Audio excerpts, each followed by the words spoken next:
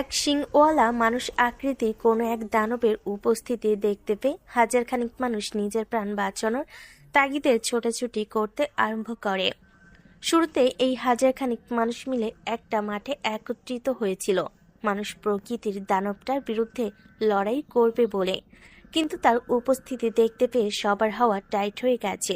সকলেই ভেবেছিল তার যাকে মারার উদ্দেশ্যে একত্রিত হয়েছে সে ৮-১০টা বাকি সাধারণ মানুষের মতোই, কিন্তু সেই ব্যক্তিটা তাদের সকলের চিন্তা ভাবনাকে ভুল প্রমাণ করে দিয়েছে। সে দেখতে মানুষের মতন হলেও তার চেহারার আকৃতি ভয়ানক জানোয়ারের মতো। তার উপরে আবার তার মাথায় একটা শিং রয়েছে, যে শিংটা কিনা রেড লাইটের মতো জ্বলছে, যেটা দেখে সবাই তাকে মারা বাদ দিয়ে নিজের প্রাণ বাঁচানোর জন্য এদিক সেদিক দৌড়াচ্ছে। তখনই সেই এক শিংওয়ালা ব্যক্তিটা কোমর থেকে লাঠি জাতীয় কিছু একটা বের করে ছোটাছুটি করা লোকেদের দিকে ছুঁড়ে মারে। এক শিংওয়ালা ব্যক্তিটার লাঠি ছুঁড়ে মারার প্রতিক্রিয়ায় কয়েকজন লোক সেটার আঘাতে হোঁচট খেয়ে মাটিতে পড়ে যায়। পরবর্তীতে এক শিংওয়ালা সেই লোকটা লাঠিটার দিকে হাত দিয়ে ইশারা করতে সেই লাঠিটা আবার তার হাতে চলে আসে, যেটা দেখে হোঁচট খেয়ে পড়ে যাওয়া লোকগুলো বুঝে ফেলে তাদের পাত্তা কাটতে চলেছে এবং তারা ভুল কোনো ব্যক্তির সাথে পাঙ্গা নিয়ে ফেলেছে। তারা নিজের প্রাণ বাঁচাতে এক শিংওয়ালা ব্যক্তিটার কাছে ক্ষমা চাইতে আরম্ভ করে, কিন্তু তাতে কোনো কাজ হয় না, বরং এক শিংওয়ালা ব্যক্তিটা আরও রেগে যায়, যার ফলে সে তুফানের বেগে তেড়ে গিয়ে সব কয়টা লোকের গলায় এক এক করে নিজের ধারালো দাঁত বসিয়ে দিয়ে রক্ত চুষতে আরম্ভ করে। মিনিট কয়েকের মধ্যে সে সবার শরীরে রক্ত চুষে খেয়ে সবাইকে মৃত্যুর ফেরেস্তার হাতে সঁপে দেয়। এরপর সেই জায়গা থেকে অদৃশ্য হয়ে গিয়ে কবরের মতন চারকোনা কোনো এক কফিনের মধ্যে শুয়ে ঘুমিয়ে পড়ে। এই মর্মান্তিক ঘটনাটা ঘটে রাতের বেলায়। রাত পেরিয়ে সকাল হতেই সমস্ত টিভি চ্যানেলে এই বিষয়টা নিয়ে খবর টেলিকাস্ট হতে থাকে। এক শিংওয়ালা কোনো এক দানব কয়েকজন মানুষের শরীরের সমস্ত রক্ত চুষে খেয়ে তাদেরকে মেরে ফেলেছে। ধারণা করা হচ্ছে এই এক শিংওয়ালা ব্যক্তিটা ভ্যাম্পায়ার। তাই শহরবাসী সবাই সতর্কতা অবলম্বন করে থাকবেন। বিশেষ করে রাতের বেলায় কেউ কোনো কারণ ছাড়া একা ঘর থেকে বের হবেন না, না হয়তো আপনিও সেই এক শিংওয়ালা দানবের শিকার হবেন। টিভি নিউজে এমন খবর টেলিকাস্ট হতে দেখে শহরবাসী পুরো ভয় পেয়ে যায়, কিন্তু তাদের কোনো কিছুই কর নেই। মানুষ হলে যে কোনোভাবে কিছু একটা করা যেত, তবে সে তো শয়তান। তার বিরুদ্ধে লড়াই করা মানে নিজের প্রাণের মায়া ছেড়ে দাও। পুরো দেশের মানুষজন নিজের ভিতরে আতঙ্ক বয়ে নিয়ে বেড়াচ্ছে। আর যারা সেই এক শিংওয়ালা ভ্যাম্পায়ারের হাতে মরছে, সরকারের নির্দেশে তাদের সবাইকে কবর করে দাফন করে দেওয়া হয়েছে। তাদের মৃত্যুর প্রতিক্রিয়াও ভালোভাবে করা হয়নি এবং দাফনের আগে মৃত ব্যক্তির কোনো আত্মীয় স্বজনকেও তাদের লাশ দেখতে দেওয়া হয়নি, কারণ এতে যদি কেউ কোনো ধরনের ক্ষতিগ্রস্ত হয়।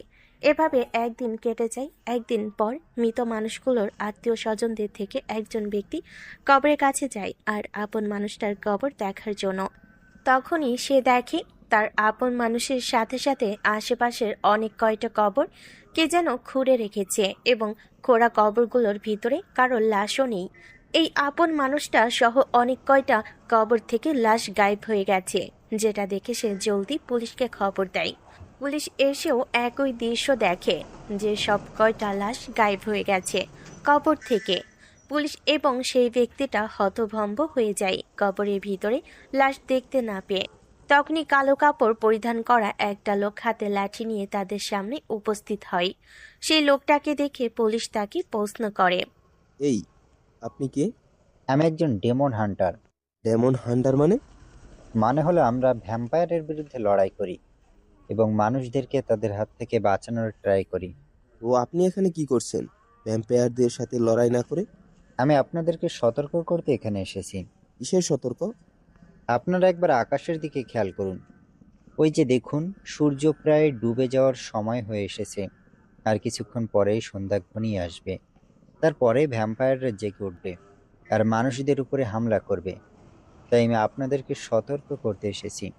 আপনারা সবাই আর বেশিক্ষণ এখানে না থেকে এখান থেকে চলে যান। ও আচ্ছা, বুঝলাম। আর আমরা এখান থেকে চলে যাব, তবে তার আগে কবর করে লাশগুলোকে গায়েব করেছে তাকে পাকড়াও করব। স্যার, সব কিছুতে পোশাকের বাহাদুরি চলে না। কিছু সময় নিজের ভালো নিজেরই বুঝতে হয়। আর শোনেন, লাশগুলোকে কেউ গায়েব করেনি, লাশগুলো নিজেই গায়েব হয়ে গেছে। আমরা কোনো পোশাকের বড়াই করছি না, আমরা আমাদের কাজ করছি। আর লাশগুলো নিজেই গায়েব হয়েছে মানে কি? মানে হলো লাশগুলো আবার জীবিত হয়ে গেছে, তবে তারা এখন আর মানুষ নেই।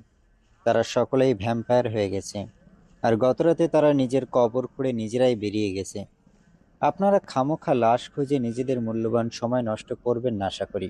আর এই যে মৃত ব্যক্তির আত্মীয়, আপনাকে বলছি, আপনি এবং আপনার পরিবার পুরোপুরি সতর্ক থাকবেন।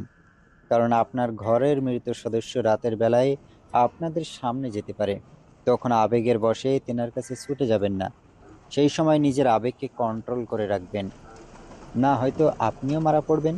ডেমন হান্টারের কথা শুনে পুলিশ এবং মৃত ব্যক্তির আত্মীয়টা ভয় পেয়ে যায়, যেটা দেখে সেই ডেমন হান্টারটা মৃত ব্যক্তির আত্মীয়কে উদ্দেশ্য করে বলে, ভয় পাওয়ার কিছু নেই।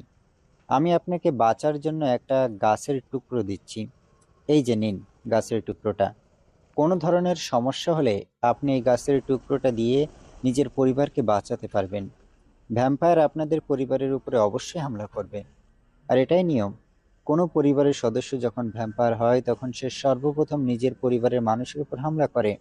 কারণ সে ভ্যাম্পায়ার হয়ে পরিবার থেকে আলাদা হয়ে যায়। তাই সে নিজের পরিবারকে নিজের কাছে ভিড়াতে সর্বপ্রথম নিজের পরিবারের মানুষকেই বেছে নেয়। আপনার পরিবারের সাথেও কিন্তু ব্যতিক্রম হবে না। তাই আমি আবারও বলছি, সতর্ক থাকবেন এবং এই গাছের টুকরোটার যথাযথ ব্যবহার করবেন। এবার আমি চললাম, আমার চলে যাওয়ার সময় হয়ে এসেছে। আমাকে এবং আমার পরিবারকে বিপদের সংকেত দেওয়ার পাশাপাশি সেটা থেকে পরিত্রাণ পাওয়ার মশাল দেওয়ার জন্য অসংখ্য ধন্যবাদ। ডেমন হান্টার ধন্যবাদের পরিপ্রেক্ষিতে মুচকি একটা হাসি দিয়ে পুলিশ এবং মৃত ব্যক্তির পরিবারের সদস্যদের সামনে থেকে অদৃশ্য হয়ে যায়। ডেমন হান্টারের অদৃশ্য হওয়া দেখে উপস্থিত সবই কিছুটা অবাক হয়, তবে তারা সেই বিষয়টা নিয়ে বেশি একটা ঘাটাঘাটি না করে সেই জায়গাটা ত্যাগ করে। দেখতে দেখতে সন্ধ্যা ঘনিয়ে এসেছে।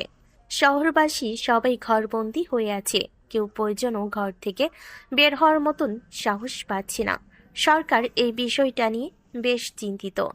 তারা দেশবাসীকে কি করে এই সমস্যা থেকে মুক্তি দিবে তা ভেবে পাচ্ছে না। সবাই হতাশাগ্রস্ত হয়ে ভুগছে। অন্যদিকে সেই এক শিংওয়ালা ব্যক্তিটা রাত হতেই কবরের মতন চারকোনা কফিন থেকে বেরিয়ে এসেছে। সে কফিন থেকে বের হতেই দেখে তার অনুসারীরা তার সামনে দাঁড়িয়ে আছে। সে এই যাবৎকালে যাকে যাকে কামড়ে মেরেছে সবাই তার অনুসারী হয়ে গেছে। সে কফিন থেকে বেরিয়েই তার অনুসারীদেরকে আদেশ করে তার জন্য একাধিক মানুষ ধরে আনতে। সে সবার রক্তপান করবে। তার অনুসারীরা তার কথা মতন শহরের অলিগলি খুঁজে 10 থেকে 12 জন মানুষকে উঠিয়ে নেয়।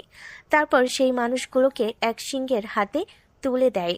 এক সিংহ বা এক সিংওয়ালা দানবটার হাতে মানুষগুলোকে তুলে দিতে সেই আগের বারের ন্যায় মুহূর্তের মধ্যে সব কয়জনের রক্ত চুষে খেয়ে নিয়ে তাদেরকে মেরে ফেলে। পরবর্তীতে তার অনুসারীদেরকে বলে, রোজ রাতে তোরা আমার জন্য মানুষ ধরে ধরে আনবি, আর নিজের চাহিদা মেটাতে আমার জন্য ধরে আনা মানুষদের থেকে তোরা একটা একটা নিজেরা খেয়ে নিবি।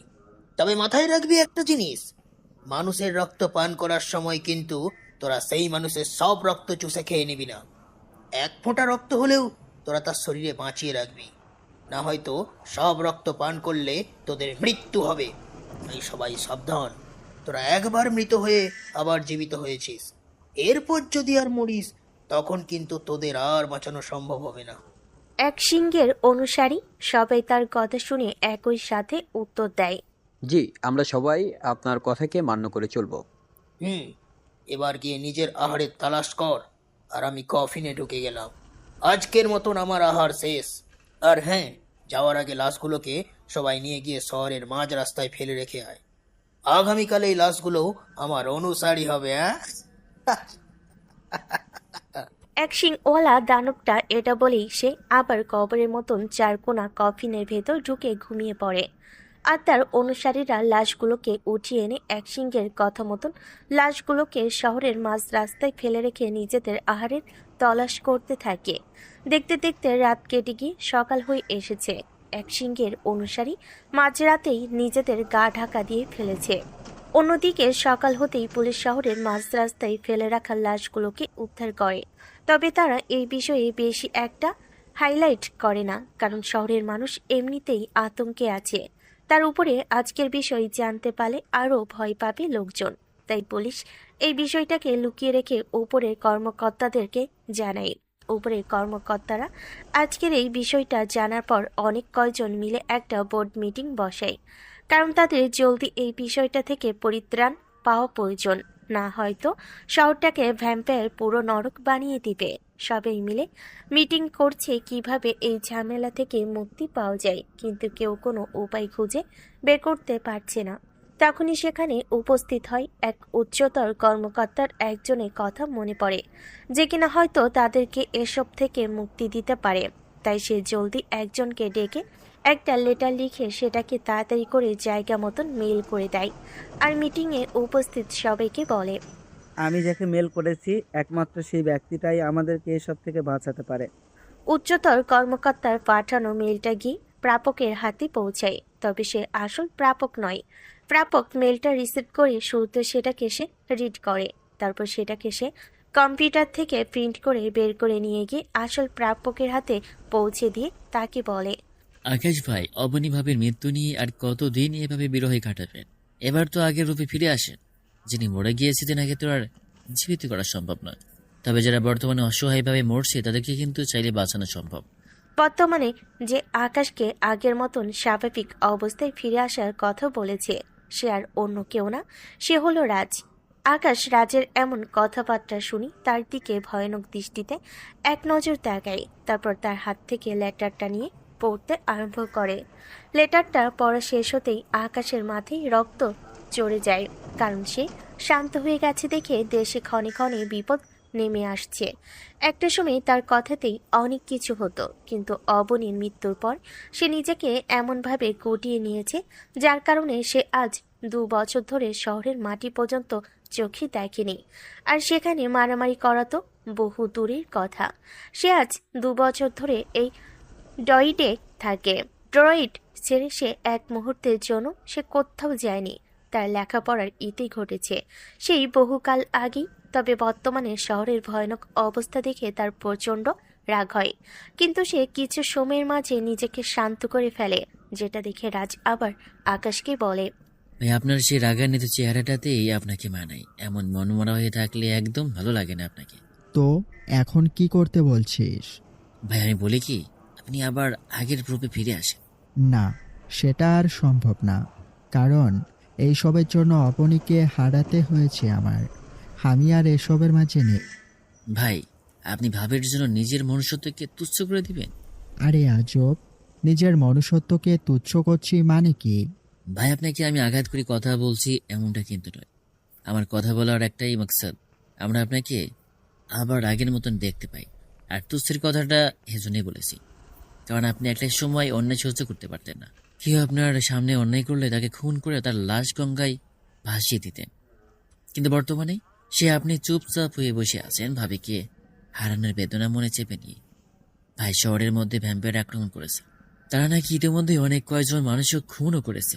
আর সবটাই তো আপনি লেটারের মাধ্যমে পড়েছেন। তাও কি ভাই আপনি এবার চুপসে থাকবেন? ঠিক আছে, যা, আমি আর চুপসে থাকবো না, কারণ তোদের আস্থা আমার উপরে। আমি নিজেকে শান্ত করে রেখে তোদের সেই আস্থাকে নষ্ট হতে দিব না। আর তার চাইতেও বড় কথা, শহরবাসী ভয়ানক বিপদের মুখে পড়েছে, তাই আমি অবশ্যই তাদের সাহায্য করব। তুই আমার শহরে যাওয়ার ব্যবস্থা কর। ধন্যবাদ ভাই। আর যাওয়ার সময় সাথে করে ড্রয়েডের কিছু শোনকিয়ে নিয়ে যাব নাকি? না, তার কোনো প্রয়োজন নেই। আমি আমার দলের লোকেদেরকে দিয়ে এই ভ্যাম্পায়ারকে খতম করব, কারণ আমি এই ড্রয়েডের রাজা হলেও এই ড্রয়েড আমার না। তার উপরে এই ড্রয়েডকে ঘিরে অবনীর কিছু স্মৃতি আছে, তাই ড্রয়েডের কাউকেই সঙ্গ দিতে হবে না। আমরা নিজেদের মতোই তাদের বিরুদ্ধে লড়াই করব, কিন্তু যদি একান্তই প্রয়োজন হয় ড্রয়েডের লোকজনের, তখন না হয় তাদেরকে কাজে লাগালো। ঠিক আছে ভাই, আমি আজকে আপনার শহরে যাওয়ার ইন্তজাম করছি। আর যে উচ্চতর কর্মকর্তা আমাদেরকে মেল পাঠিয়েছে সাহায্যের জন্য, তাকে আমি ইনফর্ম করে দিচ্ছি আমরা আসছি। যেভাবে যা করার কর।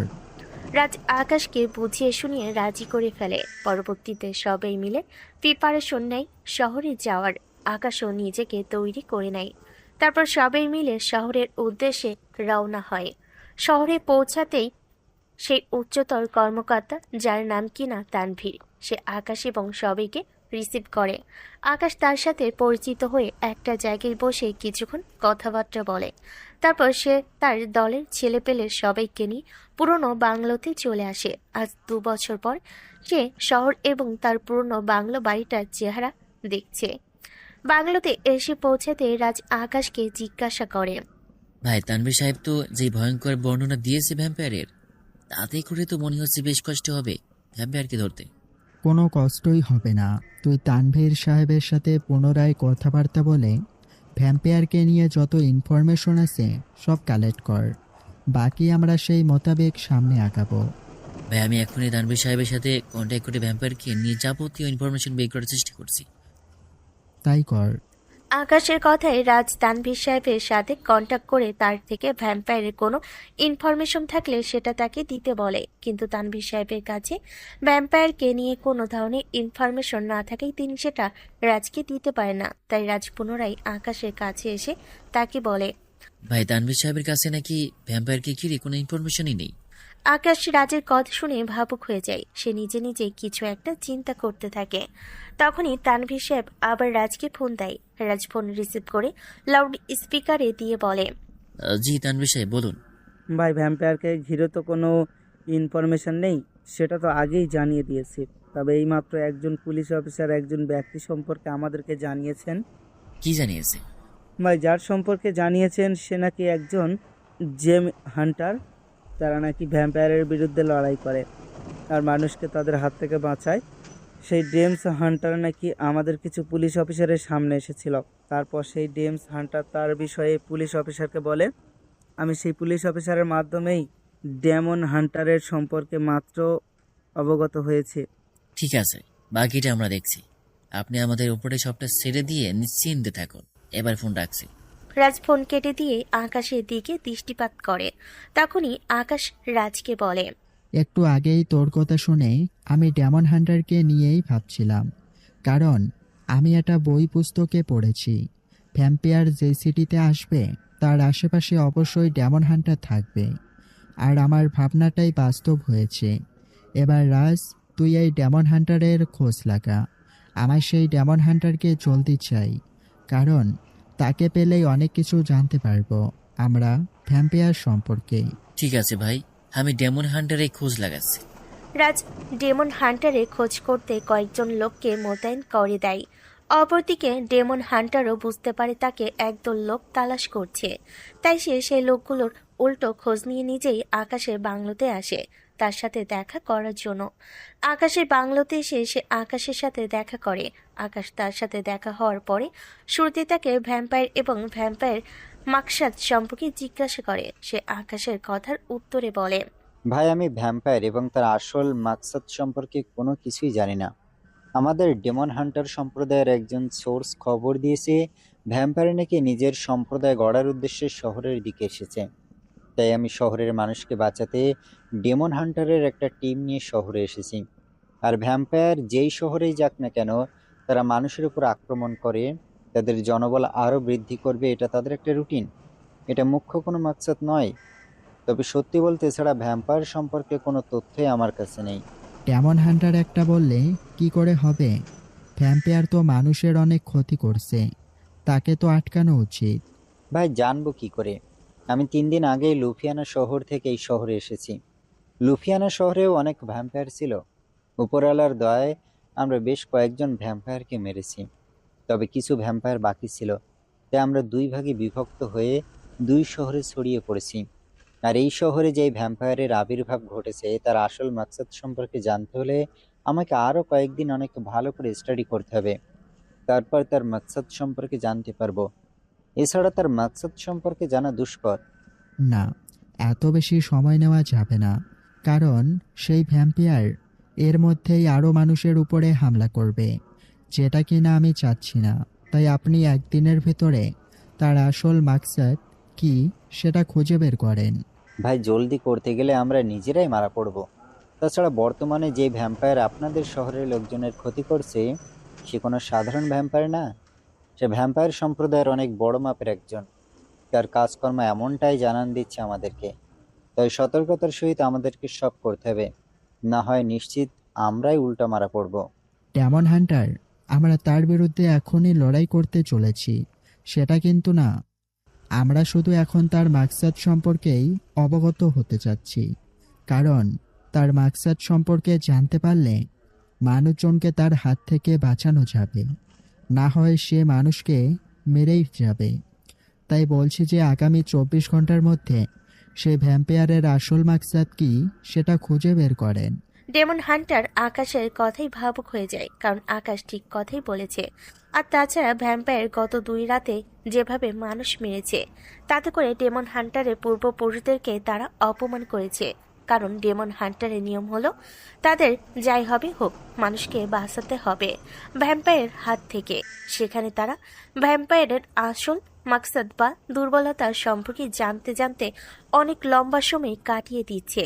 তাই ডেমন হান্টার আকাশকে বলে, ঠিক আছে ভাই, আমি আপনার কথা মতন আগামী 24 ঘন্টার মধ্যে শহরে বিরাজ করা ভ্যাম্পায়ারের আসল মাকসাদ খুঁজে বের করছি।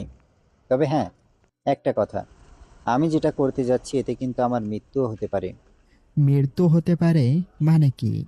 মানে হলো সেই ভ্যাম্পায়ার সম্পর্কে জানতে হলে সে যেই সকল মানুষের রক্ত খেয়ে তাদেরকে ভ্যাম্পায়ার বানিয়েছে, আমার তাদের মধ্যে থেকে যে কোনো একজনকে প্রয়োজন।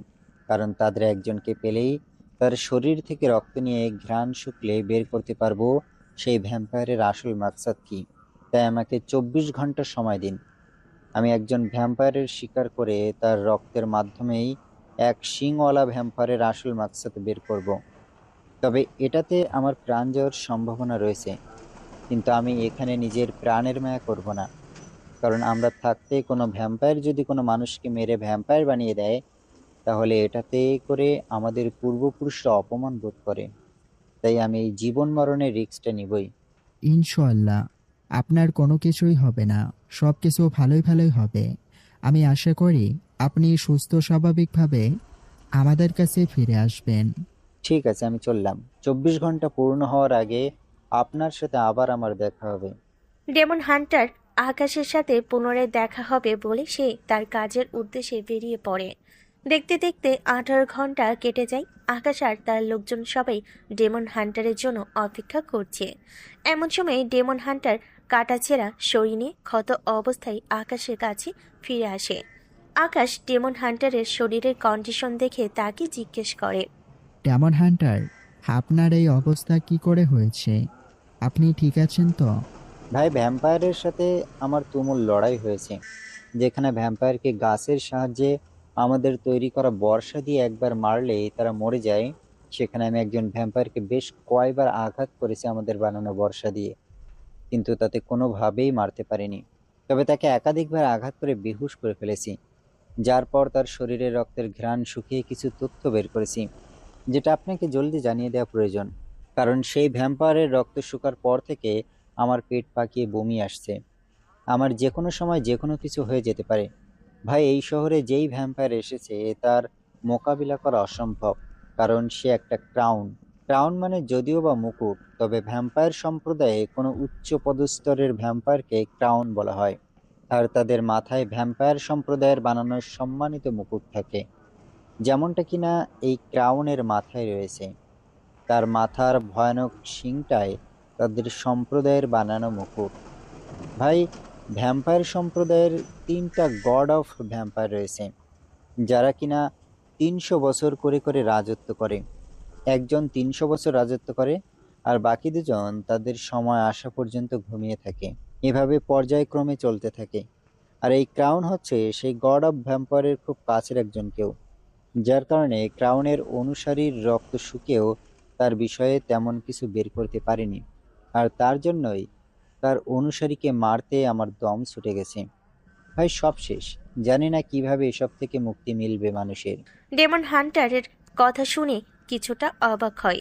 অপরদিকে ডেমন হান্টার আকাশকে ক্রাউনের বিষয়ে বলা শেষ করতে সে হুট করে রক্তবমি করতে শুরু করে। আর তার কিছুক্ষণ পরেই ডেমন হান্টার মাটিতে লুটিয়ে পড়ে, যেটা দেখে আকাশ পুরো থতমত খেয়ে যায়। ক্রাউনের অনুসারীর রক্ত শুকেও তার বিষয়ে তেমন কোনো কিছু বের করতে পারেনি, আর তার জন্যই তার অনুসারীকে মারতে আমার দম ছুটে গেছে। ভাই সব শেষ। জানি না এইভাবে এসব থেকে মুক্তি মিলবে মানুষের। আকাশ ডেমন হান্টারের কথা শুনে কিছুটা অবাক হয়। অপরদিকে ডেমন হান্টার আকাশকে ক্রাউনের বিষয়ে বলা শেষ করতেই সে হুট করে রক্তবমি করতে শুরু করে। আর তার কিছুক্ষণ পরে ডেমন হান্টার মাটিতে লুটিয়ে পড়ে, যেটা দেখে আকাশ পুরো থতমত খেয়ে যায়। তবে সে চুপসে বসে থাকে না। সে ডেমন হান্টারের কাছে গিয়ে তাকে জিজ্ঞেস করে কি হয়েছে।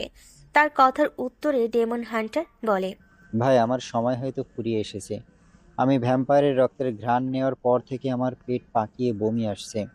তার উপরে রক্ত শুকার পরেও তেমন কিছু বের করতে পারিনি, যেটার মানে দাঁড়াচ্ছে ক্রাউন এবং ক্রাউনের অনুসারীগণ অনেক শক্তিশালী, যার কারণে আমার সাথে যে কোনো একটা খারাপ কিছু ঘটবে। ভাই আপনি এই যে গাছের টুকরোটা নিন, এটা আপনার উপকারে আসবে। আর কিছুক্ষণের মধ্যে ডেমন হান্টারের বাকি সদস্যরা চলে আসবে। আপনি একদম টেনশন করবেন না, তারা আমার মতন করে আপনাকেও সঙ্গ দিবে। কারণ আমাদের দুজনের শত্রুই ভ্যাম্পায়ার। আমাদের দুজনের লড়াইটাই ভ্যাম্পায়ারের বিরুদ্ধে, তাই তারা আপনাকে নিজের সবটুকু দিয়ে সাহায্য করবে। আরে, আপনার কিচ্ছু হবে না। আমরা আপনাকে হসপিটালে নিয়ে যাওয়ার ব্যবস্থা করছি। আকাশের কথার প্রতি উত্তরে ডেমন হান্টার কোনো সার শব্দ করে না, যার কারণে আকাশ ডেমন হান্টারকে হাত দিয়ে নাড়িয়ে ডাকতে থাকে। কিন্তু ডেমন হান্টার কোনো উত্তর দেয় না, তবে তার নিঃশ্বাস চলছে এখনো।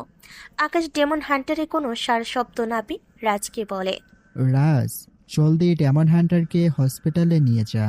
ওনার যেন কিছু না হয়, কারণ ভ্যাম্পায়ারকে খতম করতে ওনার অনেক সাহায্য সহযোগিতা প্রয়োজন। ঠিক আছে ভাই, আমি ওনাকে হসপিটালে নিয়ে যাচ্ছি। জলদি, আর আমি কিছুক্ষণ পর আসছি। রাজ নিজেদের কয়েকজন লোক সহ ডেমন হান্টারকে নিয়ে হসপিটালের উদ্দেশ্যে বেরিয়ে পড়ে। এদিকে আকাশ বেশ চিন্তায় পড়ে যায়, কারণ রক্তের ঘ্রাণ শুকার কারণেই ডেমন হান্টারের এই অবস্থা হয়েছে। তাতে করে স্পষ্ট বোঝাই যাচ্ছে ভ্যাম্পায়াররা কতটা শক্তিশালী। আকাশ এই ভ্যাম্পায়ারের বিরুদ্ধে কি করে লড়াই করবে সেটা নিয়ে সে বেশ চিন্তিত। তাই সে বসে বসে এসব থেকে পরিত্রাণ পাবে কি করে সেটা নিয়ে ভাবছে। এমন সময় রাজ তাকে ফোন দেয়। সে ফোন রিসিভ করে রাজকে জিজ্ঞেস করে, কি হয়েছে রাজ? ভাই, ডেমন হান্টার কি হসপিটালে নিয়ে যেতে যেতে সে পথের মধ্যে নিজের শেষ নিঃশ্বাস ত্যাগ করেছে। কি? ভাই, ডেমন হান্টার মারা গেছে। আচ্ছা, তুই ওনার লাশ নিয়ে বাংলোতে ফিরে আয়। ঠিক আছে ভাই। তারপর আকাশ ফোন কেটে দিয়ে আরও চিন্তিত হয়ে পড়ে। এভাবে কিছুক্ষণ কাটার পরে রাজ ডেমন হান্টারের লাশ নিয়ে বাড়িতে ফিরে আসে। রাজ বাড়িতে আসার সাথে সাথেই একদল লোক আকাশের বাংলোতে প্রবেশ করে, যারা কিনা সবাই ডেমন হান্টারের মতো কালো পোশাক আশাকে পরিধান করে আছে, যেটা দেখে সবাই বুঝে ফেলে এরাও ডেমন হান্টার। তাই কেউ তাদেরকে কিছু বলে না। লোকগুলো থেকে একজন আকাশের সামনে এসে বলে, ভাই, আমরা ডেমন হান্টার। আমরা আপনার সম্পর্কে সবকিছু জানি, তাই আমরা আপনার সঙ্গ দিতে এসেছি এবং আপনাদের প্রতিনিধিকে শেষ বিদায় জানাতে এসেছি। সেটা আপনাদের পোশাক আশাক দেখেই বোঝা যাচ্ছে। ভাই, আমাদের প্রতিনিধির লাশ আমাদের হাতে সঁপে দিন। আমরা ওনার শেষ ক্রিয়া দ্বারা করে আপনার সাথে এসে দেখা করছি। আসলে আমি ক্ষমা প্রার্থী। বেচারা আমার জন্যই হয়তো নিজের প্রাণ হারিয়েছে। ভাই, অনুশোচনা করে কোনো লাভ নেই। লেখনে যা ছিল তাই হয়েছে। আর তাছাড়া আমরা হান্টাররা কখনো কারো কোনো মৃত্যু নিয়ে আফসোস করি না, বরং আরও অহংকার করি। কারণ আমাদের পূর্বপুরুষরা নিজেদের সবকিছু নিয়ে ভ্যাম্পায়ারের বিরুদ্ধে লড়াই করেছে এবং অনেক লড়াই করতে গিয়ে নিজের প্রাণ দিয়ে দিয়েছে। আমাদের সম্প্রদায়ক ভ্যাম্পায়ারদের সাথে লড়াই করে গিয়ে মারা যান ব্যক্তিটা বীরপুরুষ বলে আমরা মত করি। সম্মান জানাই আপনাদের কাজকে। আচ্ছা, এবার আমরা আমাদের প্রতিনিধির লাশকে নিয়ে যাচ্ছি। লাশের ক্রিয়া শেষ করে আমরা সকলে আপনার সাথে এসে দেখা করব। ঠিক আছে।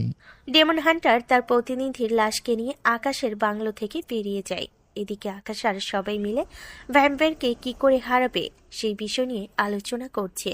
আলোচনা চলাকালীন মুজাহিদ আকাশকে বলে, ভাই, যা বুঝেছি ভ্যাম্পায়ারকে হারানো বা দমানো আমাদের জন্য অনেক কষ্টকর হয়ে দাঁড়াবে। যেখানে ডেমন হান্টার রক্তের ঘ্রাণ শুকানোর কারণে নিজের প্রাণ হারিয়ে ফেলেছে, সেখানে আমরা তো কিছুই না। তাই আমার মতে ড্রয়েড থেকে সোলজার আনা উচিত। মুজাহিদ, আমরা সেই মানুষ যারা কিনা ড্রয়েডকে হারিয়েছি। সেখানে ভ্যাম্পায়ার কিছুই না। তবে হ্যাঁ, ড্রয়েড থেকেও ভ্যাম্পায়ার অনেক শক্তিশালী।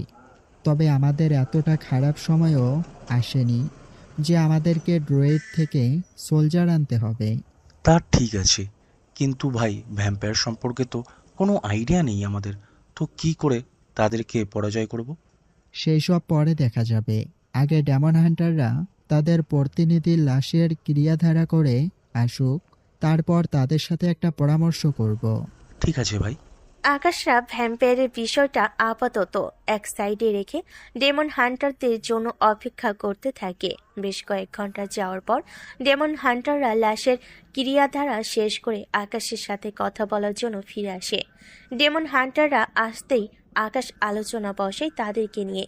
আলোচনার শুরুতেই আকাশ ডেমন হান্টারদেরকে বলে, আচ্ছা, এখন কি করে ভ্যাম্পায়ারকে শেষ করা যায় সেটা বলুন। আপনাদের এক্স্যাক্টলি প্ল্যান কি? আকাশের কথার প্রতি উত্তরে রাফায়েত নামক একজন ডেমন হান্টার আকাশকে বলে ওঠে, ভাই, আমাদের কাছে আপাতত এক্স্যাক্টলি কোনো প্ল্যান নেই। তার উপরে ভ্যাম্পায়ারকে শেষ করে তো দূরের কথা, তার একটা পশম বাঁকা করতে পারবো কিনা সেটা নিয়ে আমাদের সন্দেহ আছে। কারণ আমরা আমাদের লাইফে এত ভ্যাম্পায়ার মেরেছি যার লিস্ট করে শেষ করা যাবে না। তবে বর্তমানে যে ভ্যাম্পায়ার আপনাদের শহরে এসেছে তার শক্তির প্রদর্শন দেখে আমাদের আস্থা উঠে গেছে। তার উপরে আমাদের গাছের টুকরো দিয়েও কোনো কাজ হচ্ছে না, যেখানে এই গাছের টুকরো ব্যবহার করে আমরা হাজার হাজার ভ্যাম্পায়ারকে শেষ করেছি।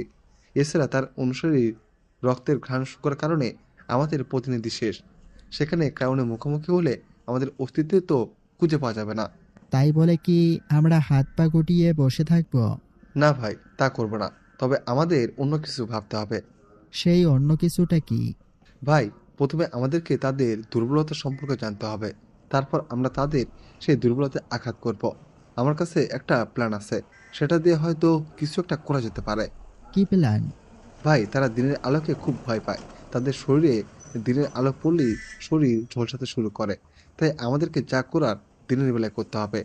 আর তাদের মোকাবেলা করার জন্য কোনো একটা স্পেশাল অস্ত্র তৈরি করতে হবে, কারণ আমাদের গাছের অস্ত্র এখন কাজে আসছে না। ডেমন হান্টার, দেখুন, তারা নিজেরাও জানে যে দিনের আলোয় তাদের জন্য ঝলসানো আগুনের মতো, তাই তারা কখনোই দিনের বেলায় বের হবে না। আর আমরা হাজার চেষ্টা করলেও হয়তো তাদেরকে দিনের বেলায় বাইরে আনতে পারবো না। তবে হ্যাঁ, দিন হোক বা রাত, সব অবস্থাতেই তাদের মোকাবেলা করার জন্য এক ধরনের অস্ত্র আমি তৈরি করতে পারবো। কেমন অস্ত্র ভাই? আল্ট্রা ভায়োলেট কিরণের কারণে কোনো ভ্যাম্পায়ার সূর্যের আলোয় যেতে পারে না। আমরা এমনি এক আল্ট্রা ভায়োলেট কিরণের সাহায্যে এক ধরনের অস্ত্র তৈরি করব, যেই অস্ত্রের বুলেটের মধ্যে সূর্যের চাইতেও অনেক বেশি কিরণ হবে। মানে হলো, বুলেটের বদলে আল্ট্রা ভায়োলেট কিরণের এক জাতীয় সিরাম থাকবে অস্ত্রের ভিতরে। সেই অস্ত্র দিয়ে কোনো ভ্যাম্পায়ারকে মারলে তারা ঝলসে যাবে, যেমনটা তাদের সাথে দিনের আলোয় বের হলে হয়। ভাই, বেশ ভালো বুদ্ধি, কিন্তু আপনারা এই আল্ট্রা ভায়োলেট কিরণ পাবেন কোথায়? সে আপনাদের ভাবতে হবে না, সেটা আমি দেখে নিচ্ছি। এই মুজাহিদ, তুই জলদি ড্রয়েডে যা। ড্রয়েডে যাওয়ার পর গোলাকার বৃত্তের ন্যায় যেই আলোক রশ্মিটা আছে, যেটা কিন্তু আমার চারপাশে সব সময় ঘুরঘুর করে, তোরা সেই বৃত্তের ন্যায় গোলাকার আলোক রশ্মির সাহায্যে ড্রয়েডের সায়েন্টিস্টদেরকে দিয়ে সিরাম তৈরি কর। তারপর সেটা দিয়ে আমরা ভ্যাম্পায়ারদের বিরুদ্ধে লড়াই করব। ঠিক আছে ভাই, আমি এক্ষুনি যাচ্ছি। মুজাহিদ আকাশের কথা মতন কয়েকজনকে সাথে নিয়ে ডয়েডের উদ্দেশ্যে রওনা হয়। এদিকে আকাশের মাথায় নতুন একটা প্রশ্ন এসে হানা দেয়। অবশ্য এটা সে আগেই জেনেছে, কিন্তু এই বিষয়ে সে কাউকে কোনো প্রশ্ন করেনি। তবে এবার সেটা সে ডেমন হান্টারদেরকে জিজ্ঞাসা করে। আচ্ছা, আমি গোপন সূত্রে জেনেছিলাম হাজারখানিক মানুষ নাকি এক সিংহের বিরুদ্ধে লড়াই করার জন্যই একটা ময়দানে একত্রিত হয়েছিল। তো আমার প্রশ্ন হচ্ছে, শহরের মানুষজন তো আগে থেকেই ভ্যাম্পায়ার সম্পর্কে জানতো, যার কারণে তারা একজোট হয়ে ভ্যাম্পায়ারের বিরুদ্ধে লড়াই করতে গিয়েছিল। তাহলে টিভি নিউজ কেন ভ্যাম্পায়ার সম্পর্কে এত পরে সংবাদ প্রচার করেছে? ভাই, কেউ জানতো না ভ্যাম্পায়ার সম্পর্কে। আর যারা ভ্যাম্পায়ারের সাথে লড়াই করতে গিয়েছিল তারা কোনো মানুষ না, তারা হচ্ছে ভিন্ন এক প্রজাতি, যাদের নাম হচ্ছে জম্বুক। তবে তারা দেখতে মানুষের মতোই, কিন্তু তাদের কাছে স্পেশাল একটা শক্তি রয়েছে। তারা চাইলে নিজের রূপ পরিবর্তন করে বিশাল আকৃতির শেলের রূপ ধারণ করতে পারে। ভ্যাম্পায়াররা সেই জম্বুকদেরও শত্রু। এছাড়া জম্বুকরা যে ভালো সেটাও কিন্তু নয়। জম্বুকেরও একটা লিডার আছে, ক্রাউনের মতন। সে যাকে কামড় দেয় সেই চুম্বক হয়ে যায়। মোক্ষম কথা হচ্ছে, সেদিন যারা লড়তে গিয়েছিল তারা তাদের সম্পর্কে কেউ জানে না, কারণ তারা জম্বুক হলেও মানুষের সাথে চলাফেরা করে। কিন্তু যেদিন তারা লড়াই করতে গিয়ে ভ্যাম্পায়ারের হাতে শিকার হয়েছে, সেদিন এই দেশবাসী ভ্যাম্পায়ার সম্পর্কে জানতে পেরেছে। তবে দেশবাসী জম্বুকদের ব্যাপারে এখনো কোনো কিছুই জানে না। তারা শুধু জানে কোনো একটা জায়গায় অনেক মানুষজনের সমাগম ছিল, যে সমাগমের মধ্যে হুট করে ভ্যাম্পায়াররা এসে হামলা করেছে। তার মানে হচ্ছে ভ্যাম্পায়াররা একটা সম্প্রদায় আর জম্বুক একটা সম্প্রদায়। এই দুই সম্প্রদায়ের মাঝে সবসময় লড়াই চলতেই থাকে। তবে এই দুই সম্প্রদায়ের লোকেরাই মানুষদেরকে উপরে প্রাণ নেওয়া হামলা করে। জি, এই দুই সম্প্রদায়ের লোকেরাই মানুষদের উপরে প্রাণ নিয়ে হামলা করে। কিন্তু জম্মুকদের একটা ভালো দিক আছে, তারা আমাদের উপরে হামলা করে না, কারণ আমরা তাদের শত্রুর বিরুদ্ধেই লড়াই করি। আর তারা মানুষদেরও ক্ষতি কম করে। তারা নিজের চাহিদা মেটায় ভ্যাম্পায়ারকে মেরে। সে যাই হবে হোক, আমরা দুই সম্প্রদায়ের লোককেই শেষ করব, কারণ তারা উভয়ে মানুষের জন্য ক্ষতিকারক। তবে আমরা আগে ভ্যাম্পায়ারকে শেষ করব, আর তার জন্য আমাদেরকে আজকের দিনটা অপেক্ষা করতে হবে। আমার লোক অস্ত্র বানাতে চলে গেছে। আশা করি তারা আজ রাতের মধ্যেই অস্ত্র বানিয়ে নিয়ে চলে আসবে।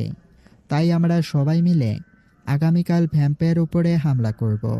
তারপর আমরা খুঁজে খুঁজে এক এক করে তাদের সব কটাকে মারব। ঠিক আছে, তাহলে আজকের মতন আমরা চলে যাচ্ছি। আমরা আবার আগামীকাল আসবো। জি, আচ্ছা। তারপর ডেমন হান্টাররা চলে যায়, আর আকাশ এবং আকাশের লোকজন সবাই মুজাহিদদের বানিয়ে আনা অস্ত্রের জন্য অপেক্ষা করতে থাকে। দেখতে দেখতে রাত হয়ে গিয়েছে। দিনের আলো নিভে গিয়ে আধারের মতন হতেই ক্রাউন কবরের মতন চারকোনা কফিন থেকে বেরিয়ে আসে। সে বেরিয়ে আসতেই দেখে তার অনুসারীরা তার আহারের জন্য কয়েকজন মানুষকে উঠিয়ে এনেছে। ক্রাউন সেই মানুষগুলোকে দেখে খুশি হওয়ার বদলে হুট করে আরও রেগে যায়, যেটা দেখে তার অনুসারীরা ভয়ে কাতর হয়ে পড়ে। তখনই ক্রাউন তার অনুসারীদেরকে বলে, আমার বিরুদ্ধে কেউ কঠোর ষড়যন্ত্র করছে, যেটার আভাস আমি ঘুমিয়ে থাকা অবস্থাতেই পেয়ে গেছি। তাই আজকে তোদের সাথে আমি পথে নেমে মানুষজনের উপরে হামলা করব। আমার আজকে অগণিত মানুষের রক্ত চাই। এই অল্প সংখ্যক লোকের রক্ত খেয়ে আজ আমার খিদা নিবারণ হবে না। তবে তোরা এখন থেকে যাদেরকে ধরে এনেছিস তাদের রক্ত আগে খেয়ে নেই, পরবর্তীতে রাস্তায় নেমে আরো মানুষের উপরে হামলা করবো। ক্রাউন তার চিন্তাধারা মোতাবেক তার অনুসারীদের ধরে আনা লোকজনের রক্ত পান করে। তারপর সবাইকে নিয়ে রাস্তায় নেমে পড়ে আরও মানুষকে মেরে তাদেরকে নিজের আহার বানানোর জন্য। অপরদিকে রাতের বেলায় মুজাহিদ ড্রয়েড থেকে আল্ট্রা ভায়োলেট কিরণের সিয়াম নিয়ে আকাশের বাংলোতে আসার জন্য রওনা হয়। তখনই তাদের মাঝপথে ক্রাউন এবং তার লোকজন বাধা হয়ে দাঁড়ায়। কিন্তু মুজাহিদ চালাকি করে ড্রাইভারকে বলে তাদের গাড়িকে ঘুরিয়ে অন্য পথ ধরে বাংলোতে পৌঁছানোর জন্য রওনা হয়। ড্রাইভার গাড়ি ফুল স্পিডে চালাচ্ছে, তবে ক্রাউন ও কোনো অংশে কম নয়। সে তার অনুসারীদেরকে নিয়ে মুজাহিদের গাড়ির পিছনে ধাওয়া করে, কিন্তু ক্রাউন আর তার লোকজন মুজাহিদকে ধরতে পারে না। তারা মুজাহিদদের উপর আক্রমণ করার আগে ড্রাইভার গাড়ি তেড়ে নিয়ে এসে আকাশের বাংলোতে হাজির হয়। আকাশের বাংলোতে হাজির হওয়ার পরই তারা গাড়ি থেকে নেমে জলদি বাংলোর ভিতরে ঢুকে পড়ে। অপরদিকে ক্রাউন মুজাহিদদের গাড়ি পাকড়াও করতে না পারলেও ক্রাউন তাদের পিছন পিছন বাংলো পর্যন্ত চলে আসে। বাংলো পর্যন্ত আসার পরই ক্রাউন তার অনুসারীদেরকে আদেশ করে বাংলোর ভিতরে থেকে গিয়ে তার আহারগুলোকে ধরে আনতে। ক্রাউনের অনুসারীরা ক্রাউনের আদেশ মেনে আকাশের বাংলোর ভিতরে প্রবেশ করার জন্য বাংলো দরজার দিকে এগিয়ে যেতে থাকে। তারা দরজার প্রায় মুখোমুখি চলে গিয়েছে। তখনই আকাশ ভিতর থেকে বাংলো দরজা খুলে বিশাল একটা অস্ত্র হাতে করে নিয়ে এসে দরজার সামনে দাঁড়ায়। আকাশকে অদ্ভুত রকমের উপস্থিতি দেখতে পেয়ে ভ্যাম্পায়ার ক্রাউনের অনুসারীরা থেমে যায়। তবে ক্রাউন হাসতে আরম্ভ করে, কারণ তার সামনে অস্ত্র শস্ত্রের কোনো খাওয়া নেই। ক্রাউনের হাসি দেখে আকাশ ক্রাউনকে বলে, ও, তার মানে তুই এই ক্রাউন? আমি ক্রাউন। যাক, ভালোই হয়েছে তোর সাথে দেখা হয়ে। এবার তাহলে খেলা জমজমাট হবে। আমি তোরই তালাশ করছিলাম, কিন্তু তুই তো দেখি নিজেই আমার সামনে এসে ধরা দিয়েছিস। আমি কারোর সামনেই ধরা দেইনি, আর আমাকে ধরার মতন ক্ষমতা এখানে কারোরও হয়নি। উল্টো আমি নিজেই মানুষকে ধরে ভ্যাম্পায়ার বানিয়ে দিই। এখন তোকেও আমার শিকার বানাবো, হ্যাঁ? ক্রাউন, বাকি 8-10টা মানুষের মতো আমাকে সাধারণভাবে নিলে ভুল করবি। ক্রাউন কখনো ভুল করে না। ক্রাউন যা করে সব ঠিক। এই, তোরা বেটাকে ধরে আমার সামনে নিয়ে আয়। ও রক্ত পান করার তীব্রতর আকাঙ্ক্ষা জেগেছে আমার মাঝে।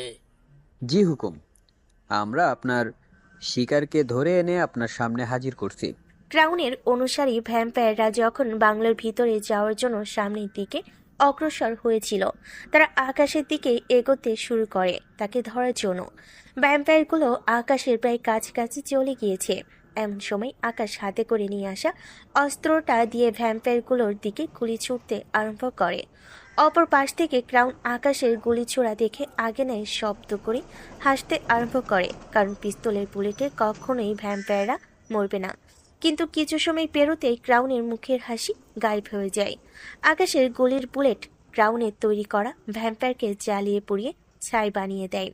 সেসব দেখে ক্রাউনের মুখ থেকে হাসি রেখা গায়েব হওয়ার পাশাপাশি তার চেহারায় চিন্তার ছাপ ফুটে ওঠে। ক্রাউনের চিন্তিত চেহারা দেখে এবার আকাশ হাসতে হাসতে ক্রাউনকে বলে, কি জনাব, হুশ নিজের জায়গা মতো এসেছে, নাকি আরো কিছু শক্ট খাওয়াবো? আকাশের কথার প্রত্যুত্তরে ক্রাউন রাগান্বিত কণ্ঠে বলে ওঠে, তুই কিভাবে এমনটা করেছিস? আমার তৈরি করা ভ্যাম্পায়ারকে তো গুলি করে মারা অসম্ভব, সেখানে তুই তাদেরকে জ্বালিয়ে ছাই বানিয়ে দিয়েছিস। কি করে সম্ভব এটা? শোন, আমরা মানুষ, আমাদের কাছে অসম্ভব বলতে কিছুই নেই। আর সবে তো মাত্র শুরু। মাত্র তোর অনুসারী 2-4টাকেই শেষ করেছি, এখনো তো তোকে মারা বাকি আছে। আমরা 2-4টা অনুসারীকে মেরে নিজেকে মহৎ ভাবিস না। নিজেকে এখনো মহৎ ভাবছি না, তবে তোকে শেষ করতে পারলে অবশ্যই নিজেকে মহৎ ভাবব। তোর এই স্বপ্ন কখনোই পূরণ হবে না। আমরা এখন চল। তবে তবে খুব জলদি তোর সাথে আমার আবার দেখা হবে।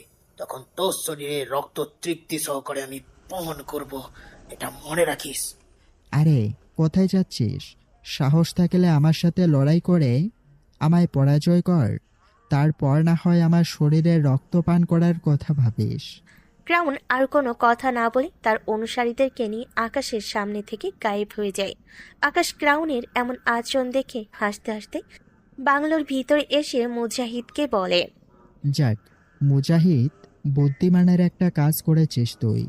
আসার সময় বুদ্ধি করে ড্রয়েড থেকে আল্ট্রা ভায়োলেট কিরণের সিরাম দ্বারা একটা অস্ত্রে বানিয়ে নিয়ে এসেছিস। ভাই, আমি চাইলে এই অস্ত্র দিয়ে আসার সময় তাদের মোকাবিলা করতে পারতাম, কিন্তু পরে ভাবলাম তাদেরকে আমাদের বাংলোর সামনে নিয়ে আসি। ভালো করেছিস। আর অস্ত্রটা একদম পারফেক্ট হয়েছে। এখন থেকে ভ্যাম্পায়ারকে ভয় পাওয়ার মতো কিছুই নেই, কারণ তাদের মোকাবেলা করার মতো অস্ত্র আমরা বানিয়ে নিয়েছি। এখান থেকে ভ্যাম্পায়ারদের কাম ডাউন শুরু। এতদিন মানুষ ভ্যাম্পায়ারদেরকে ভয় পেয়ে আতঙ্কে ছিল, এখন ভ্যাম্পায়াররা আমাদেরকে দেখে আতঙ্কে থাকবে।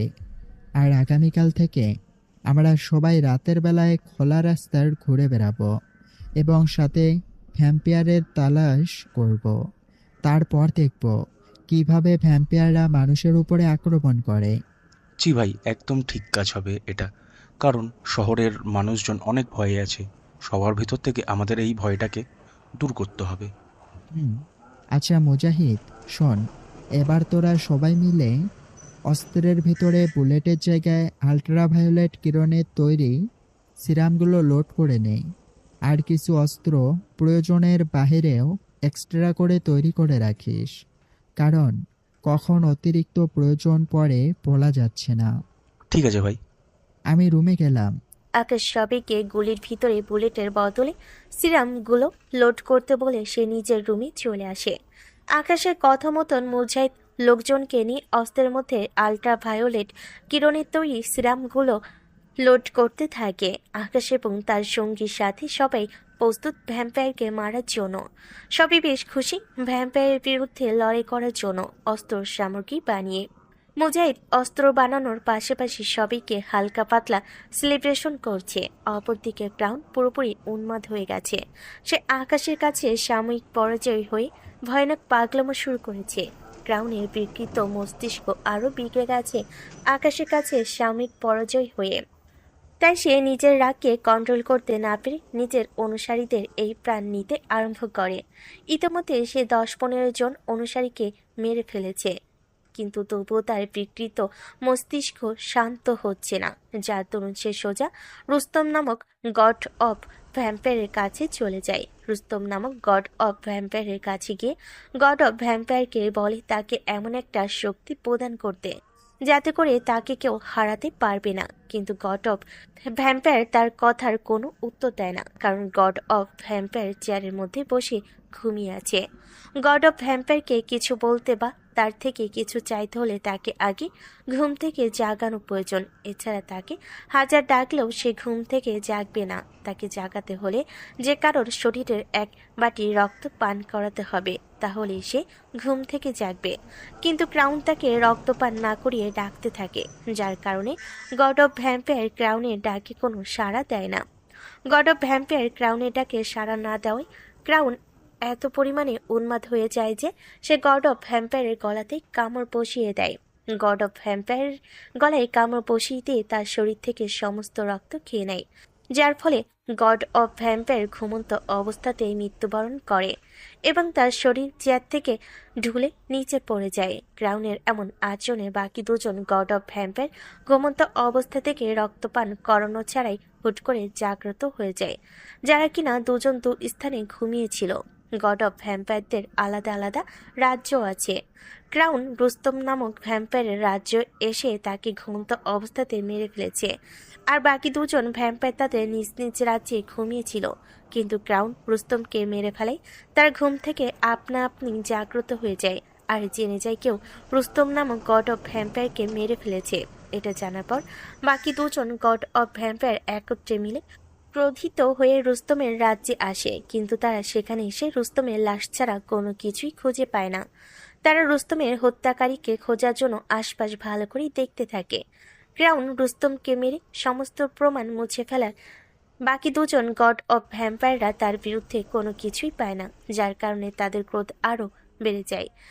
এতটা সময় তারা দুজন মানুষের আকৃতি ধারণ করেছিল, কিন্তু অতিরিক্ত রেগে যাওয়ায় তারা মানুষ থেকে ভয়ানক শয়তানের রূপ ধারণ করেছে।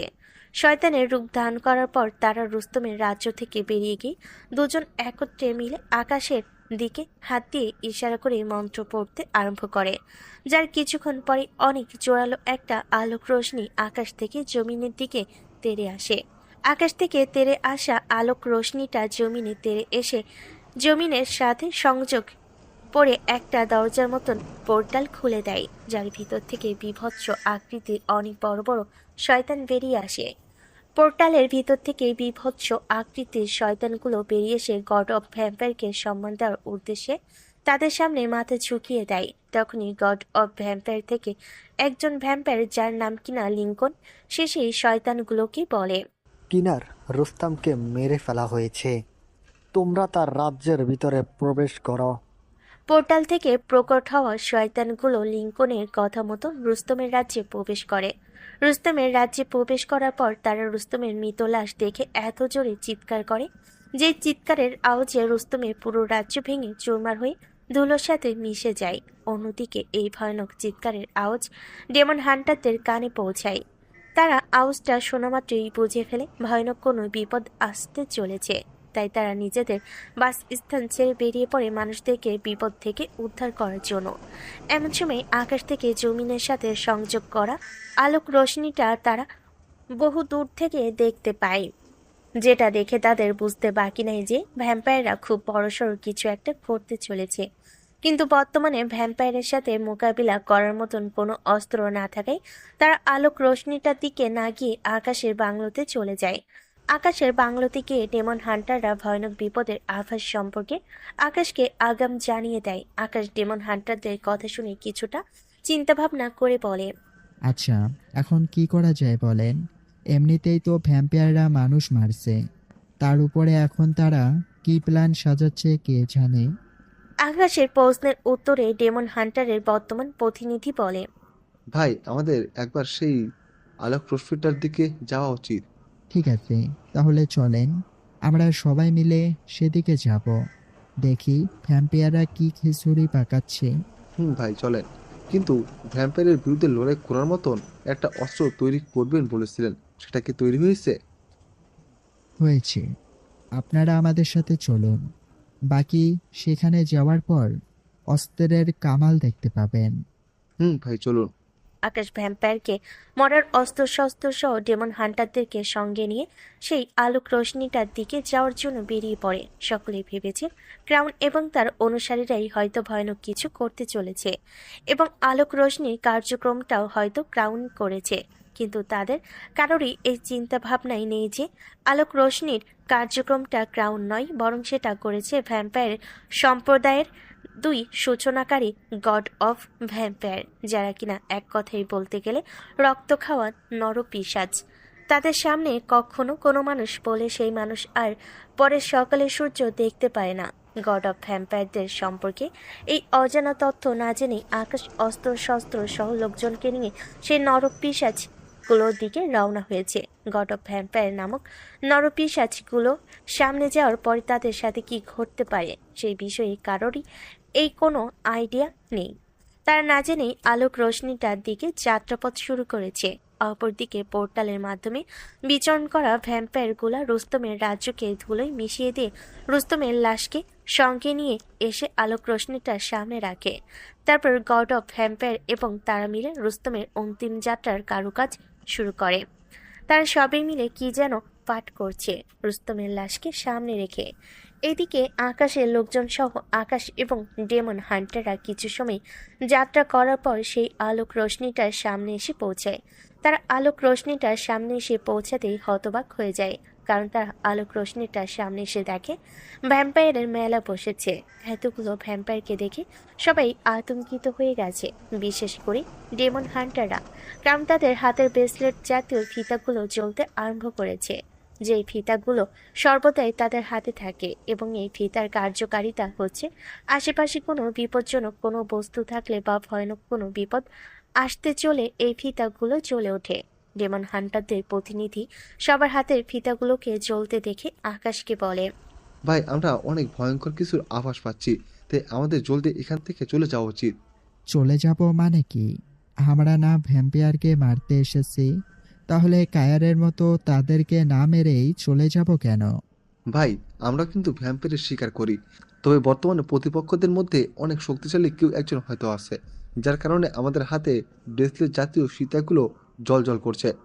আর তার চাইতে বড় কথা, আমরা আমাদের এই ক্ষুদ্র জীবনে বহু ভ্যাম্পায়ারকে মেরেছি, কিন্তু বর্তমানে সামনে যাদেরকে দেখতে পাচ্ছি তাদের মতন বিশাল আকৃতির কোনো ভ্যাম্পায়ারকে আমরা আমাদের এই জন্মে কোনোদিন দেখিনি।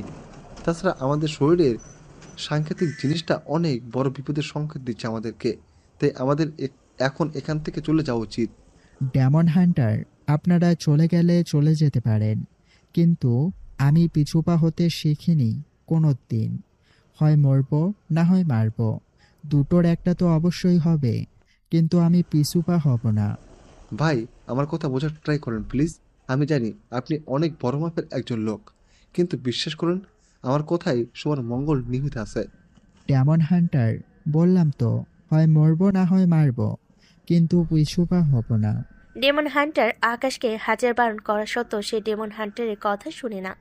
আকাশ তার যেতেই এঁটে থাকে, যার কারণে ডেমন হান্টাররাও আকাশের সঙ্গ দিতে বাধ্য হয়। অবশ্য তারা চাইলে চলে যেতে পারত, কিন্তু তারা সেটা কখনোই করবে না, কারণ তাদের কাজ মানুষদেরকে ভ্যাম্পায়ারের হাত থেকে বাঁচানো, মানুষকে ভ্যাম্পায়ারের হাতে ছেড়ে দিয়ে পালিয়ে যাওয়া নয়। তাই তারা নিজেদের অনিচ্ছা সত্ত্বেও আকাশের সঙ্গ দেয়। আকাশ এবং ডেমন হান্টাররা গড অফ ভ্যাম্পায়ারদের থেকে কিছুটা দূরে দাঁড়িয়েছিল। গড অফ ভ্যাম্পায়ার মানে লিঙ্কন এবং তার আরেকজন সাথী সহ পোর্টালের মাধ্যমে আসা দানব আকৃতির কোনো ভ্যাম্পায়ার এখনো আকাশদেরকে দেখেনি। তবে তারা রুস্তমের বিদায় লগ্নের কারুকাজ করার সময় হুট করে মানুষের শরীরে ঘ্রাণ পায়, যার কারণে তারা নিজেদের কাজে ব্যাঘাত ঘটিয়ে আশেপাশে নজর ঘোরাতে থাকে। তখনই তাদের সকলের নজর আকাশদের উপর গিয়ে পড়ে, যেটা দেখে আকাশ সবাইকে বলে, তারা আমাদেরকে দেখে নিয়েছে, এখন তারা সবাই আমাদের দিকে তেড়ে ফুঁড়ে আসবে আমাদের রক্ত পান করার জন্য। তাই সবাই প্রস্তুতি নিয়ে থাকুন। আর মুজাহিদ এবং রাজ, তোরা প্রস্তুতি নিয়ে থাক। ভাই, আমরা অলওয়েজ প্রস্তুত আছি তাদের সাথে লড়াই করার জন্য। মুজাহিদ অলওয়েজ প্রস্তুত আছে এই কথাটা বলে শেষ করতে না করতে পোর্টালের মাধ্যমে জমিনে বিচরণ করা দানব আকৃতির ভ্যাম্পায়ারগুলো আকাশের দিকে তেড়ে আসতে আরম্ভ করে, যেটা দেখে সবাই আলট্রা ভায়োলেট কিরণের দ্বারা তৈরি অস্ত্র দিয়ে তাদের দিকে আন্ধাধুন গুলি ছুটতে আরম্ভ করে, যেগুলির আঘাতে দানব আকৃতির একজন ভ্যাম্পায়ার জ্বলে ছাই হয়ে যায়। আকাশদের গুলির এই পাওয়ার দেখে দানব আকৃতির ভ্যাম্পায়ারগুলো সাময়িকের জন্য থেমে যায়। তবে তারা থেমে যাওয়ার কিছুক্ষণ পরে বিচক্ষণতার সহিত নিজেদের হাত দিয়ে জাদুর একটা ঢাল বানিয়ে নেয়। এরপর সেটার সাহায্যে নিজেদের রক্ষা কবচ বানিয়ে আকাশদের দিকে এগোতে আরম্ভ করে। এবার আকাশদের বর্ষণ করা গুলিতে ভ্যাম্পায়ারদের কোনো কিছুই হয় না, সমস্ত গুলি তাদের রক্ষা কবচের মধ্যে গিয়ে লাগে। দানব আকৃতির ভ্যাম্পায়ারগুলো এগোতে এগোতে আকাশদের একদম নিকটে চলে গিয়েছে। তখনই আকাশ হাত উত্তোলন করে নিজের সামনে অদৃশ্য একটা দেওয়াল বানিয়ে দেয়। আকাশের মাঝে এই বিশেষ ক্ষমতা এসেছে অবনীর কারণে। তার উপরে সে বর্তমানে ড্রয়েডের প্রেসিডেন্ট বা রাজা। তাই আকাশ আরও নানান রকমের শক্তি প্রাপ্ত করেছে, তবে সকল শক্তির উৎস কিন্তু অবনী, যার কারণেই তার মাঝে সকল শক্তি বিরাজ করেছে। এক কথায় বলতে গেলে আকাশ অবনী শক্তিকে ব্যবহার করছে। আকাশ অদৃশ্য দেওয়াল বানিয়ে দেওয়ার কারণে সেই দানব আকৃতির ভ্যাম্পায়ারগুলো আকাশদের উপর হামলা করতে পারে না। তারা আকাশের বানিয়ে দেওয়া অদৃশ্য দেওয়ালের অপর পাশে আটকে গেছে। তবে তারাও কম নয়, তারা নিজেদের শক্তি ব্যবহার করে হাতের ঢালটা দেওয়ালের মাঝে জোরে আঘাত করতে থাকে, যেটা দেখে আকাশ সবাইকে বলে, এই মুজাহিদ, তোরা সবাই এখান থেকে চলে যা, কারণ যে কোনো সময় যে কোনো কিছুই হতে পারে। তোরা সবাই চলে যা, আমি ওদেরকে আটকে রাখছি। তোরা সুরক্ষিত জায়গায় পৌঁছে গেলেই আমিও আমার মতো করে চলে আসবো। ভাই, আপনাকে এই বিপদের মুখে ফেলে আমরা কেউই যাচ্ছি না। মুজাহিদ না পারতে আকাশের কথা মেনে সবাইকে সঙ্গে নিয়ে সেখান থেকে চলে আসে। ডেমন হান্টাররাও মুজাহিদের সাথে চলে গেছে। এদিকে দানব আকৃতির ভ্যাম্পায়ারগুলো অদৃশ্য দেওয়ালটাকে ভাঙার আপ্রাণ চেষ্টা করলেও তারা বিফল হয়, যেটা দেখে লিঙ্কন নামক গড অফ ভ্যাম্পায়ারটা আকাশের অদৃশ্য দেওয়ালের দিকে হাত দিয়ে ইশারা করে, যার ফলে লিঙ্কনের হাত থেকে লাল বর্ণের অগণিত কলা বাদুর বেরিয়ে আকাশের অদৃশ্য দেওয়ালের দিকে তেড়ে আসতে থাকে। কালো বাদুরগুলো অদৃশ্য দেওয়ালের সামনে এসেই হুট করে একে অপরের সাথে মিশে গিয়ে বিশাল এক দানবে পরিণত হয়। কালো বাদুরগুলো দানবে পরিণত হওয়ার পর সজোরে অদৃশ্য দেওয়ালের মাঝে একটা ধাক্কা মারে, যার ফলে অদৃশ্য দেওয়াল ভেঙে চুরমার হয়ে যায় আর আকাশ বহু দূরে গিয়ে ছিটকে পড়ে।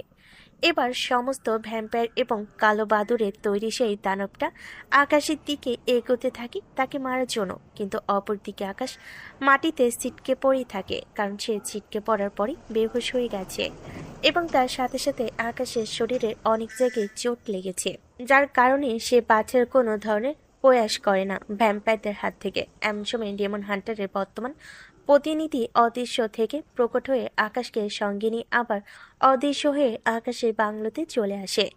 আকাশের আদেশে সবাই বাংলোতে ফিরে এসেছে, কিন্তু বর্তমানে আকাশের অবস্থা বেশ খারাপ।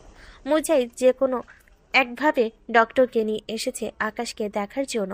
ডক্টর আকাশের চেক আপ করে বলে তার শরীরে বেশ কয়েক জায়গায় ইনজুরি হয়েছে, বিশেষ করে তার কোমরে, কারণ আকাশের পিঠের দিকে একটা জায়গায় বেশ চোটের আঘাত দেখা যাচ্ছে, যার কারণে স্পষ্টভাবে বোঝা যাচ্ছে যে আকাশের কোমরে বড় ধরনের একটা ক্ষতি হয়েছে।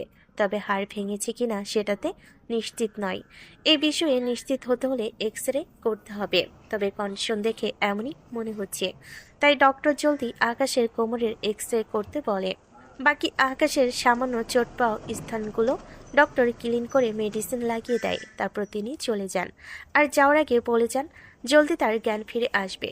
রাত বাজে 3টা, কিন্তু আকাশের এখনো জ্ঞান ফিরে আসেনি।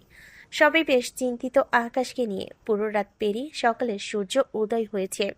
আকাশের জ্ঞান ফেরাই সবাই বেশ খুশি, কিন্তু আকাশ জ্ঞান ফেরবার পর কোমরের প্রচণ্ড ব্যথা অনুভব করে। তাই সে মুজাহিদকে বলে, মুজাহিদ, আমার কোমরে প্রচণ্ড ব্যথা হচ্ছে।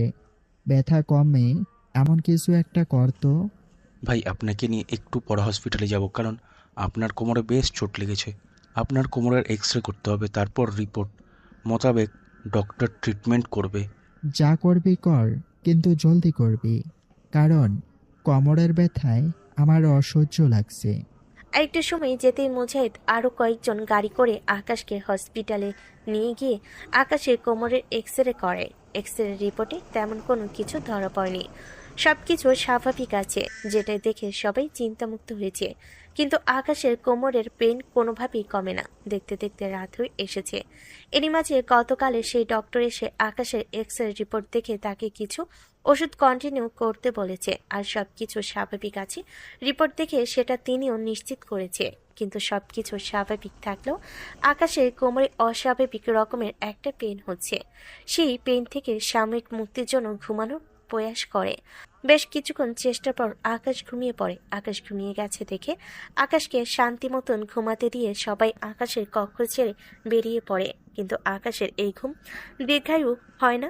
মধ্যরাতেই হুট করে কোমরের ব্যথা ওঠায় তার ঘুম ভেঙে যায়। ঘুম ভাঙার পর আকাশ ব্যথায় কোকাতে আরম্ভ করে। তার যেন মৃত্যু যন্ত্রণা হচ্ছে। কোনো মতেই সে নিজেকে সামাল দিতে পারছে না। বেশ কয়েক ধরনের প্রচেষ্টায় চালিয়ে সে ব্যথা কমানোর। একবার বালিশের নিচে মুখ শক্ত করে গুঁজে দিয়েছে, একবার কোমর নিচে বালিশ দিয়ে ব্যথা কমানোর চেষ্টা করেছে, তবে কোনো মতেই কিছু হয়নি। তাই সে আবারও কোকাতে আরম্ভ করে। এমন সময় হুট করে কেউ একজন আকাশের বিছানায় শুয়ে পিছন থেকে আকাশকে জড়িয়ে ধরে তার কাঁধে চুমু খেতে আরম্ভ করে, যার ফলে আকাশ কোকানো বন্ধ করে দিয়ে একদম চুপচাপ হয়ে যায়। এতটা সময় সে কোমরের ব্যথায় কোকালো। এখন সে কেমন যেন এক ধরনের ভালো লাগা অনুভব করছে। কেউ তাকে পরম স্পর্শ দিয়ে তার কোমরের ভয়ঙ্কর যন্ত্রণা কমিয়ে দিয়েছে। এর থেকেও বড় কথা হচ্ছে, তাকে যে স্পর্শ করেছে সে ব্যক্তিটার শরীরের ঘ্রাণ তার খুব পরিচিত। আকাশ প্রথমে নীরবতায় স্পর্শ অনুভব করে, কিন্তু কিছুক্ষণ পেরোতেই তার মাথায় টনক নড়ে ওঠে। এতটা সময় সে নিজের মধ্যে ছিল না, কারণ স্পর্শ পেয়ে আকাশ সেই স্পর্শের মাদকতায় হারিয়ে গিয়েছিল। তবে বর্তমানে আকাশ মাদকতার রাজ্য থেকে বেরিয়ে এসেছে। তাই সে আশেপাশে নজর ভোলাতে থাকে, দেখার জন্য কে তাকে স্পর্শ করেছে। এমন সময় আকাশ দেখতে পায় অবনী তার পাশে শুয়ে পিছন থেকে এক হাত দিয়ে জড়িয়ে ধরে অন্য হাত দিয়ে স্পর্শ করছে। মাঝরাতে অদ্ভুতভাবে অবনীকে দেখতে পেয়ে আকাশ পুরো চমকে ওঠে। ড্যাপ ড্যাপ করে অবনীর দিকে তাকিয়ে আছে। এমন সময় অবনী আকাশকে বলে ওঠে, প্রিয়, কেমন আছেন? আজ 2 বছর পর অবনী নামক প্রিয় মানুষটার গলার আওয়াজ শুনেছে আকাশ। তার প্রিয় মানুষটা তাকে জিজ্ঞেস করছে কেমন আছে সে, কিন্তু আকাশের খুব অভিমান জমে অবনীর উপরে। কারণ সে এতদিন অবনীকে মৃত ভেবে কত রাত চোখের পানি ফেলে কাটিয়েছে। কিন্তু তার এই চিন্তা ভাবনাটাকে ভুল প্রমাণ করে দিয়ে অবনী ফিরে এসেছে। অবনী যদি ফিরে আসার এই হতো, তাহলে সে এই 2 বছর কেন আকাশ থেকে দূরে ছিল? কেন সে এই 2 বছর তার স্মৃতি চারণ করে আকাশকে কাঁদিয়েছে? এসবের কারণে আকাশের বেশ অভিমান জমে অবনীর উপরে। যদিও বা অবনীকে দেখে আকাশের খুশি হওয়ার কথা ছিল, কিন্তু সে খুশি হওয়ার বদলে তিক্ত অভিমান নিয়ে বসে আছে অবনীর উপরে, যেটা দেখে অবনী আবার আকাশকে বলে, আচ্ছা, আপনি আমায় দেখে কি খুশি হননি? অবনী ফিরে আসার হলে আজ 2 বছর পরে কেন ফিরে এসেছো? অবনী যদি ফিরে আসার হয়, তাহলে আগে ফিরে না এসে আজ 2 বছর পর কেন আমায় কাঁদিয়েছ? আগে ফিরে এলে তো আমার এতটা কষ্ট হতো না। ও আচ্ছা, এই জন্য অভিমান করে আছেন বুঝি আপনি আমার ওপরে? হুম। দেখুন প্রিয়, আমিও চাইনি আপনাকে ছেড়ে চলে যেতে, কিন্তু ভাগ্য আমাকে জোরপূর্বক আপনার থেকে দূরে সরিয়ে দিলে আমার কি করার আছে বলুন? ভাগ্য তোমাকে আমার থেকে দূরে সরিয়েছে মানে কি? মানেটা বলছি, আশা করি আমি মানেটা বললে আপনার সব অভিমান দূর হয়ে যাবে। কিন্তু তার আগে আপনি আমাকে একটা প্রশ্নের উত্তর দিন। কি প্রশ্ন? আমি ফিরে আসায় কি আপনি খুশি হননি? অবনী, অভিমানটা অভিমানের জায়গায় আর খুশিটা খুশির জায়গায়। আর তাছাড়া তুমি ফিরে এসেছো, সেখানে আমি খুশি হব না এটা কি হতে পারে? যেখানে তোমার ভালোবাসায় এখনো আমি কাউকে আপন করতে পারিনি, যেখানে তোমায় হারিয়ে আমি দিনের পর দিন চোখের পানি ঝরিয়েছি, কান্না করেছি। সেখানে তুমি ফিরে আসায় আমি খুশি হব না? হুম, খুশি হয়েছেন আমি জানি, তবে এবার আপনার খুশির অগোচরে যেই সামান্যটুকু অভিমান হয়েছে সেটা আমি দূর করছি। প্রিয়, আপনাকে যে ধাতুর কথা বলেছিলাম মনে আছে? মনে আছে, যেই ধাতুর সাহায্যে তুমি 3টা ইচ্ছা পোষণ করতে পারবে, এবং সেই ধাতুর সাহায্যে তুমি আমার একবার বাঁচিয়েও ছিলে। হুম, প্রিয়, আমি কিন্তু সেই ধাতুর মাধ্যমেই বেঁচে গিয়েছি। বেঁচে গেলে? আজ 2 বছর কেন তুমি আমার থেকে দূরে ছিলে? কারণ সেই ধাতুটা নিজের ইচ্ছাকেই শুধু পূরণ করে না, সেই ধাতুটা ইচ্ছাকারীর ইচ্ছা পূরণ করে, তার থেকে কিছু মূল্যবান জিনিস ছিনিয়েও নেয়, যেমনটা আমার থেকে নিয়েছে। ডেভিল রিপার যখন আমার গলায় চাকু নিয়ে আঘাত করে, তখন আমি নিজের ক্ষয়ক্ষতি না হওয়ার জন্য সেই ধাতুর ব্যবহার করেছিলাম, যার কারণে আমি 2 বছরের জন্য অদৃশ্য হয়ে গিয়েছিলাম। আমার আকৃতি অদৃশ্যর সাথে মিশে গেছে। আমার ভেতরে জান প্রাণ ছিল ঠিকই, কিন্তু আমি নিজের সঠিক আকৃতি নিয়ে কারোর সামনে আসতে পারছিলাম না, যেটা কিনা আজ রাতে ঠিক হয়েছে। আর আজ রাতে ঠিক হওয়ার পরই আমি আপনার কাছে ফিরে এসেছি। অবশ্য আমি এই 2 বছরে বহুবার আপনার কাছে ফিরে আসতে চেয়েছি, কিন্তু আমি পারিনি। আমি দ্বিতীয়বার ধাতুর ব্যবহার করে অদৃশ্যের মায়াজালে আটকে পড়েছিলাম, যেই অদৃশ্য মায়াজাল থেকে মুক্তি পেতে আমার 2 বছর সময় লেগে গেছে। তার মানে তুমি ইচ্ছে করে এমনটা করোনি? প্রিয়, আপনি যেমন আমায় ভালোবাসেন, আমিও তো আপনাকে ঠিক তেমনটাই ভালোবাসি। আপনার জন্য ড্রয়েড ছাড়লাম, আপনার জন্য ড্রয়েডের নিয়ম নীতি ভঙ্গ করে তাদের সাথে লড়াই করলাম। তাহলে আপনিই বলুন, আমি ইচ্ছে করে কেন এমনটা করতে যাব? অবনীর কথা শুনে আকাশের নিজের ভিতর থেকে সমস্ত অভিমান মুহূর্তেই মধ্যেই গায়েব হয়ে গেছে। খপ করে অবনীকে চাপটে জড়িয়ে ধরে পাগলের মতো চুমু খেতে আরম্ভ করলো।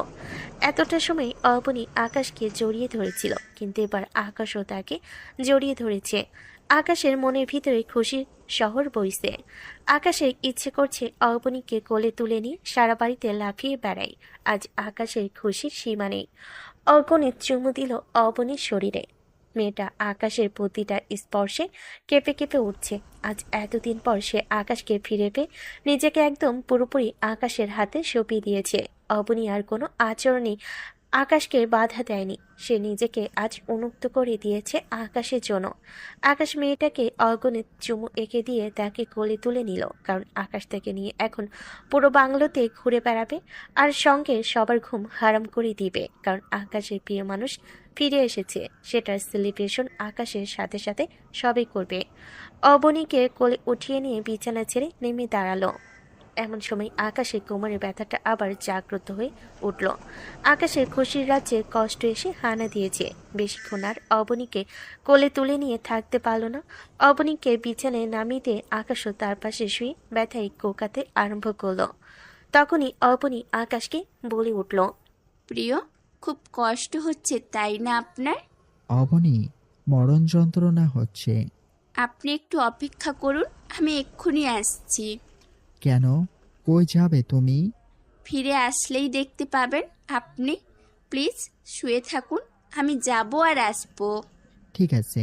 অবনী আকাশকে রেখে একটা পোর্টাল খুলে সেটার ভিতরে চলে যায়। মিনিট 2 যেতেই অবনী কিছু পাতাসহ ডাল হাতে করে নিয়ে ফিরে আসে, যেটা দেখে আকাশ বুঝে যায় যে অবনী তার জন্য কোনো ঔষধি গাছ আনতে গিয়েছিল। এদিকে অবনী ফিরে এসে ডাল থেকে গাছের পাতা চিরে নিজের শক্তির সাহায্যে সেই পাতাগুলো গরম করে সেগুলো আকাশের কোমরে লাগিয়ে দেয়। এতে করে আকাশের কোমরের যন্ত্রণা কমতে আরম্ভ করে। মিনিট 10 যেতেই আকাশের কোমর থেকে ব্যথা বেদনা সব গায়েব হয়ে গেছে। আকাশ পুরোপুরি সুস্থতা অনুভব করছে এখন। তখনই অবনী আকাশকে জিজ্ঞাসা করে, আপনি কোমরে ব্যথা পেয়েছেন কি করে? অবনী, শহরে ভ্যাম্পায়াররা নিজেদের ধ্বংসযজ্ঞ চালাচ্ছে। তারা ধরে ধরে মানুষকে মেরে ভ্যাম্পায়ার বানিয়ে দিচ্ছে, যার কারণে শহরের মানুষজন অনেক আতঙ্কিত হয়ে আছে।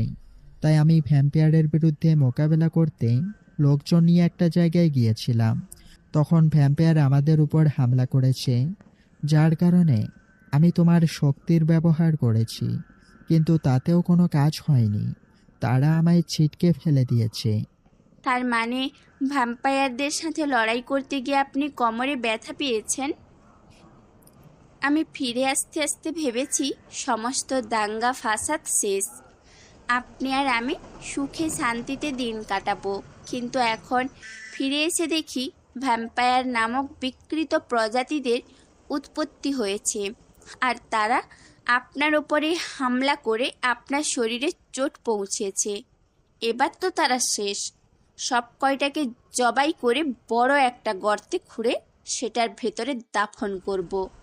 আমিও দেখব ওদের কত বড় সাহস, ওরা আমার ভালোবাসার গায়ে আঘাত করে। অবনী, তুমি যতটা সহজ ভাবছ ততটা কিন্তু সহজ না। কারণ ভ্যাম্পায়াররাও অলৌকিক শক্তির ব্যবহার করতে পারে। তাছাড়া তাদের লোকজন সংখ্যায় ড্রয়েডের লোকজনের চাইতে অনেক বেশি। তাদেরকে পরাজয় করা এতটাও সহজ হবে না। আচ্ছা, আমিও দেখতে চাই কার কত ক্ষমতা। শোনেন, একটা কথা বলি, একটা নারী যতটাই দুর্বল হোক না কেন, সে কিন্তু তার প্রিয় মানুষটাকে বাঁচাতে বীরবল যোদ্ধার রূপ ধারণ করতে পারে। কোনো নারী তার প্রিয় মানুষের ক্ষেত্রে কম্প্রোমাইজ করে না। যেখানে ভ্যাম্পায়াররা শহরের অনিষ্ট করেছে, তার উপরে আপনার উপরেও হামলা করেছে, ওদেরকে তো আমি ছাড়ছি না, কোনো মতেই না। আপনি একটু সুস্থ হয়ে উঠুন, তারপর ওদেরকে আমি দেখছি। আমি এখন সুস্থতা অনুভব করছি। আগামীকাল তুমি সহ না হয় ভ্যাম্পায়ারের তালাশ করতে বের হব। ঠিক আছে। এবার চলো, ঘুমোতে যাব। চলুন। অবনীকে সঙ্গে নিয়ে ঘুমিয়ে পড়লাম। সকালবেলায় ঘুম থেকে উঠে অবনী আর আমি দুজন মিলে নিচে চলে গেলাম। সবাই অবনীকে দেখে বেশ অবাক। আমাদের দিকে মুজাহিদ, রাজ, বাকি সবাই অদ্ভুত দৃষ্টিতে তাকিয়ে আছে, যেটা দেখে সবাইকে অবনীর রহস্য খুলে বললাম। অবনীর আসল রহস্য জানার পর সবাই এবার খুশিতে আত্মহারা হয়ে গিয়েছে, কারণ অবনী থাকা মানে এক্সট্রা একটা পাওয়ার। সবাই অবনীর সাথে হাসি মুখে কথাবার্তা বলছে। অবনীও সেমভাবে তাদের সাথে কথাবার্তা বলছে। কথাবার্তায় এক পর্যায়ে রাজ আমায় বলে উঠল, ভাই, ভাবি তো চলে এসেছে, এবার ভ্যাম্পায়ারদের কিছু একটা করা উচিত। আজ রাতে সবাই মিলে আবার ভ্যাম্পায়ারের তালাশে বের হব, বিশেষ করে গত রাতের ভ্যাম্পায়ারগুলোর। কারণ ওদের হাবভাব থেকে যা বুঝলাম, ওরা শহরকে কয়েকদিনের মধ্যেই নরক বানিয়ে দিবে। ভাই ঠিক বলেছেন, তবে খালি গত রাতের ওদেরকে একা নয়, ক্রাউন এবং সবাইকে শেষ করা দরকার, কারণ ওরা শহরের নকশা অলরেডি পরিবর্তন করে দিয়েছে। টেনশন করিস না, রাত হতে দে, তারপর সবাই মিলে বের হব। আকাশ এবং সবাই সেই রাত হওয়ার অপেক্ষা করতে থাকে। অপরদিকে গড অফ ভ্যাম্পায়াররা রুস্তমের হত্যাকারীকে খুঁজে তাকে মারার জন্য মরিয়া হয়ে গেছে। তারা পাগলের মতন রুস্তমের হত্যাকারীকে খুঁজতে আরম্ভ করে। তারা রুস্তমের হত্যাকারীকে খুঁজতে খুঁজতে ক্রাউনের কাছে গিয়ে পৌঁছে, কারণ গড অফ ভ্যাম্পায়ারের পর ক্রাউনের অবস্থান। লিঙ্কন ক্রাউনকে রুস্তমের হত্যাকারী সম্পর্কে জিজ্ঞাসা করলে সে নিজের দোষকে লুকিয়ে রেখে বানিয়ে বানিয়ে কিছু মিথ্যা কথা আকাশের সম্পর্কে বলে। মানুষের প্রতি গড অফ ভ্যাম্পায়ারকে আরও ক্ষিপ্ত করে দেয়। সে বলে মানবজাতি নাকি আধুনিক কোনো অস্ত্র দ্বারা রুস্তমকে মেরেছে। গড অফ ভ্যাম্পায়ার লিঙ্কন এবং বাকি আরেকজন ক্রাউনের মিথ্যা কথাটাকে সত্যি বলে মেনে নেয়, কারণ আকাশ তাদের উপর দলবল নিয়ে হামলা করতে চেয়েছিল। তাই গড অফ ভ্যাম্পায়ার সবাইকে উদ্দেশ্য করে বলে, আজ রাতে সমস্ত ভ্যাম্পায়াররা তৈরি থাকবে। আজ পুরো শহরকে তছনছ করে দিব। বিশেষ করে রুস্তমের হত্যাকারীদের খুঁজে খুঁজে মারব। কেউ আজকে আমাদের ধ্বংসযজ্ঞ থেকে রক্ষা পাবে না। প্যাট্রোলিং থেকে আমি স্পেশাল একটা ফোর্সকে মোতায়েন করেছি। সেই স্পেশাল ফোর্স সমস্ত ভ্যাম্পায়াররা মিলে আজ রাতে মানুষদের উপরে হামলা করব। লিঙ্কনের কথাই সবাই সম্মতি জানায়। ক্রাউন গড অফ ভ্যাম্পায়ারের এমন কথাই ভিতরে ভিতরে বেশ খুশি, কারণ একই তো সে নিজের দোষ মানব জাতির ওপর চাপিয়ে দিয়েছে, দ্বিতীয়ত তার রাস্তা পরিষ্কার হতে চলেছে, তারপর সে পুরো জমিনে নিজের সৈন্য সেনা নিয়ে রাজত্ব করতে পারবে। ভ্যাম্পায়াররা রাত হবার অপেক্ষায় আছে, কিন্তু তাদের কল্পনাতেও নেই যে মানবজাতি দুর্বল নয়, তাদের সাথে বর্তমানে অবনী নামক কেউ একজন রয়েছে। তারা প্লাটিনাম থেকে যতই শক্তিশালী ভ্যাম্পায়ার আসুক না কেন, অবনী মোকাবেলা একাই করবে। ওইদিকে আকাশরাও রেডি দলবল নিয়ে। মাগরিব হওয়ার আগেই আকাশ ডেমন হান্টার সহ তার লোকজনকে নিয়ে ভ্যাম্পায়ারদেরকে খোঁজার উদ্দেশ্যে বাংলো ছেড়ে বেরিয়ে পড়ে। তাদের সাথে অবনীও রয়েছে। আকাশ এবং বাকি সবাই মিলে মাগরিব হওয়ার আগে গতকাল যে জায়গায় আকাশ থেকে আলোক রোশনি জমিনের সাথে সংযোগ করেছিল সেখানে চলে যায়। সেখানে গিয়ে তারা ভ্যাম্পায়ারদের অপেক্ষা করতে থাকে। দেখতে দেখতে মাগরিবের ওয়াক্ত পেরিয়ে দিন দুনিয়া অন্ধকার হয়ে এসেছে। তারা মানে ভ্যাম্পায়াররা এখন খোলা মাঠে বেরিয়ে আসবে, আর খোলা মাঠে বেরিয়ে আসার পরই হয়তো ভয়ানক এক লড়াই শুরু হবে ভ্যাম্পায়ার আর মানুষের। সবার অপেক্ষার প্রহর কাটে ভ্যাম্পায়ারদের আগমনে। দিনের আলো নিভে গিয়ে অন্ধকার হওয়ার কিছু সময় পরে ভ্যাম্পায়াররা জমিনে সেই জায়গায় আকাশ থেকে তীব্র আলোক রোশনি এসে জমিনের সাথে সংযোগ করেছিল, এবং আকাশরা তাদের জন্য যেখানে অপেক্ষা করেছে সেই জায়গার কিছুটা দূরে একটা জায়গায় এসে একত্র হতে আরম্ভ করে। দেখতে দেখতে অগণিত ভ্যাম্পায়ার এসে একত্র হয়। তাদের সাথে সাথে প্লাটিনাম থেকে আসা দানব আকৃতির ভ্যাম্পায়ারগুলোও রয়েছে। তারা সবাই একত্র হয়ে মানুষদের উপর হামলা করবে। এমন সময় তারা তাদের নিকটবর্তী কোনো জায়গা থেকে মানুষের শরীরের ঘ্রাণ পেতে আরম্ভ করে। তাই তারা সবাই মিলে আশেপাশের মানুষদের খোঁজ করতে আরম্ভ করে। মানুষের খোঁজ করতে করতে তারা সেই জায়গায় এসে পৌঁছায় যেখানে আকাশরা তাদের জন্য অপেক্ষা করছিল। সেই জায়গায় এসে আকাশদেরকে দেখে গড অফ ভ্যাম্পায়াররা মাথা পুরো বিগড়ে যায়, কারণ তাদের সঙ্গী রুস্তমের হত্যাকারী তার চোখের সামনে দাঁড়িয়ে আছে। গড অফ ভ্যাম্পায়ারদের মধ্যে থেকে লিঙ্কন বাকি সমস্ত ভ্যাম্পায়ারদেরকে আদেশ করে, তোরা সবাই এদের উপরে ঝাঁপিয়ে পড়, আর পাটিলানের লোকজন তোরা আমার সাথেই থাক। রুস্তমের হত্যাকারী আমাদের সামনে দাঁড়িয়ে আছে, আমাদের আর কষ্ট করে তাদেরকে খুঁজে বের করতে হবে না। তোরা এদের উপরে হামলা করে সব কটা রক্ত শুষে নে। লিঙ্কন নামক গড অফ ভ্যাম্পায়ারের কথা মতন সবাই আকাশদের উপর ঝাঁপিয়ে পড়ার উদ্দেশ্যে তাদের দিকে তেড়ে ফুঁড়ে যেতে আরম্ভ করে। অপরদিকে আকাশরাও পরিপূর্ণ রেডি হয়ে আছে ভ্যাম্পায়ারদেরকে মারার জন্য।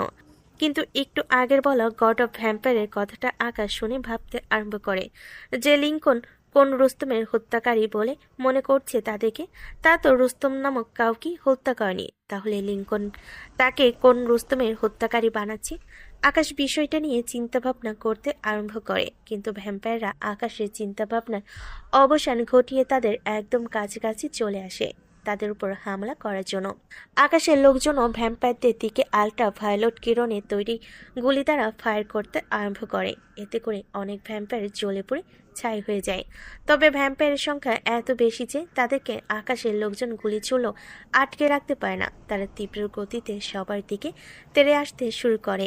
পাশ থেকে দাঁড়িয়ে অবনী এই রূপ দৃশ্য দেখে একাই ভ্যাম্পায়ারদের দিকে অগ্রসর হতে আরম্ভ করে।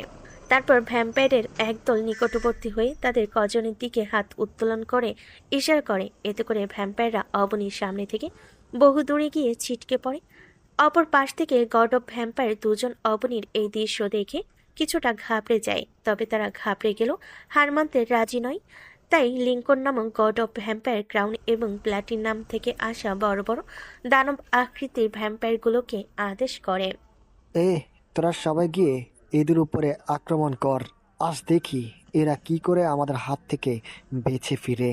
ভ্যাম্পায়ার লিঙ্কনের আদেশে ক্রাউন এবং দানব আকৃতির ভ্যাম্পায়ারগুলো বাকি ভ্যাম্পায়ারদের সাথে মিলে আকাশের উপর হামলা করার জন্য তাদের দিকে এগিয়ে যেতে থাকে। যেটা দেখে অবনী তাদের সামনে নিজের অলৌকিক শক্তির দ্বারা একটা শক্তিশালী দেওয়াল দাঁড় করিয়ে দেয়। দেওয়াল দাঁড় করিয়ে দিয়ে সবাইকে সুরক্ষায় রেখে অবনী দেওয়াল ভেদ করে একই দেওয়ালের অপর প্রান্তে চলে যায়। আকাশ এবং বাকি সবাই অবনীর এমন কর্মকাণ্ড দেখে থতমত খেয়ে যায়, কিন্তু অবনীর মাথায় যে ভূত উদয় হয়েছে সেটা কেউ জানে না। অবনীর এমন কর্মকাণ্ডে সমস্ত ভ্যাম্পায়াররা মিলে এবার অবনীকে টার্গেট করে তার দিকে এগিয়ে আসে। এমন সময় অবনী হুট করে অদৃশ্য হয়ে গট অফ ভ্যাম্পায়ার লিঙ্কনের একদম সামনে চলে যায়। তারপর তার সামনে গিয়ে নিজের শক্তির প্রয়োগ করে লিঙ্কনের গলা চেপে ধরে তাকে হাতের ইশারায় হাওয়ায় ভাসিয়ে ফেলে।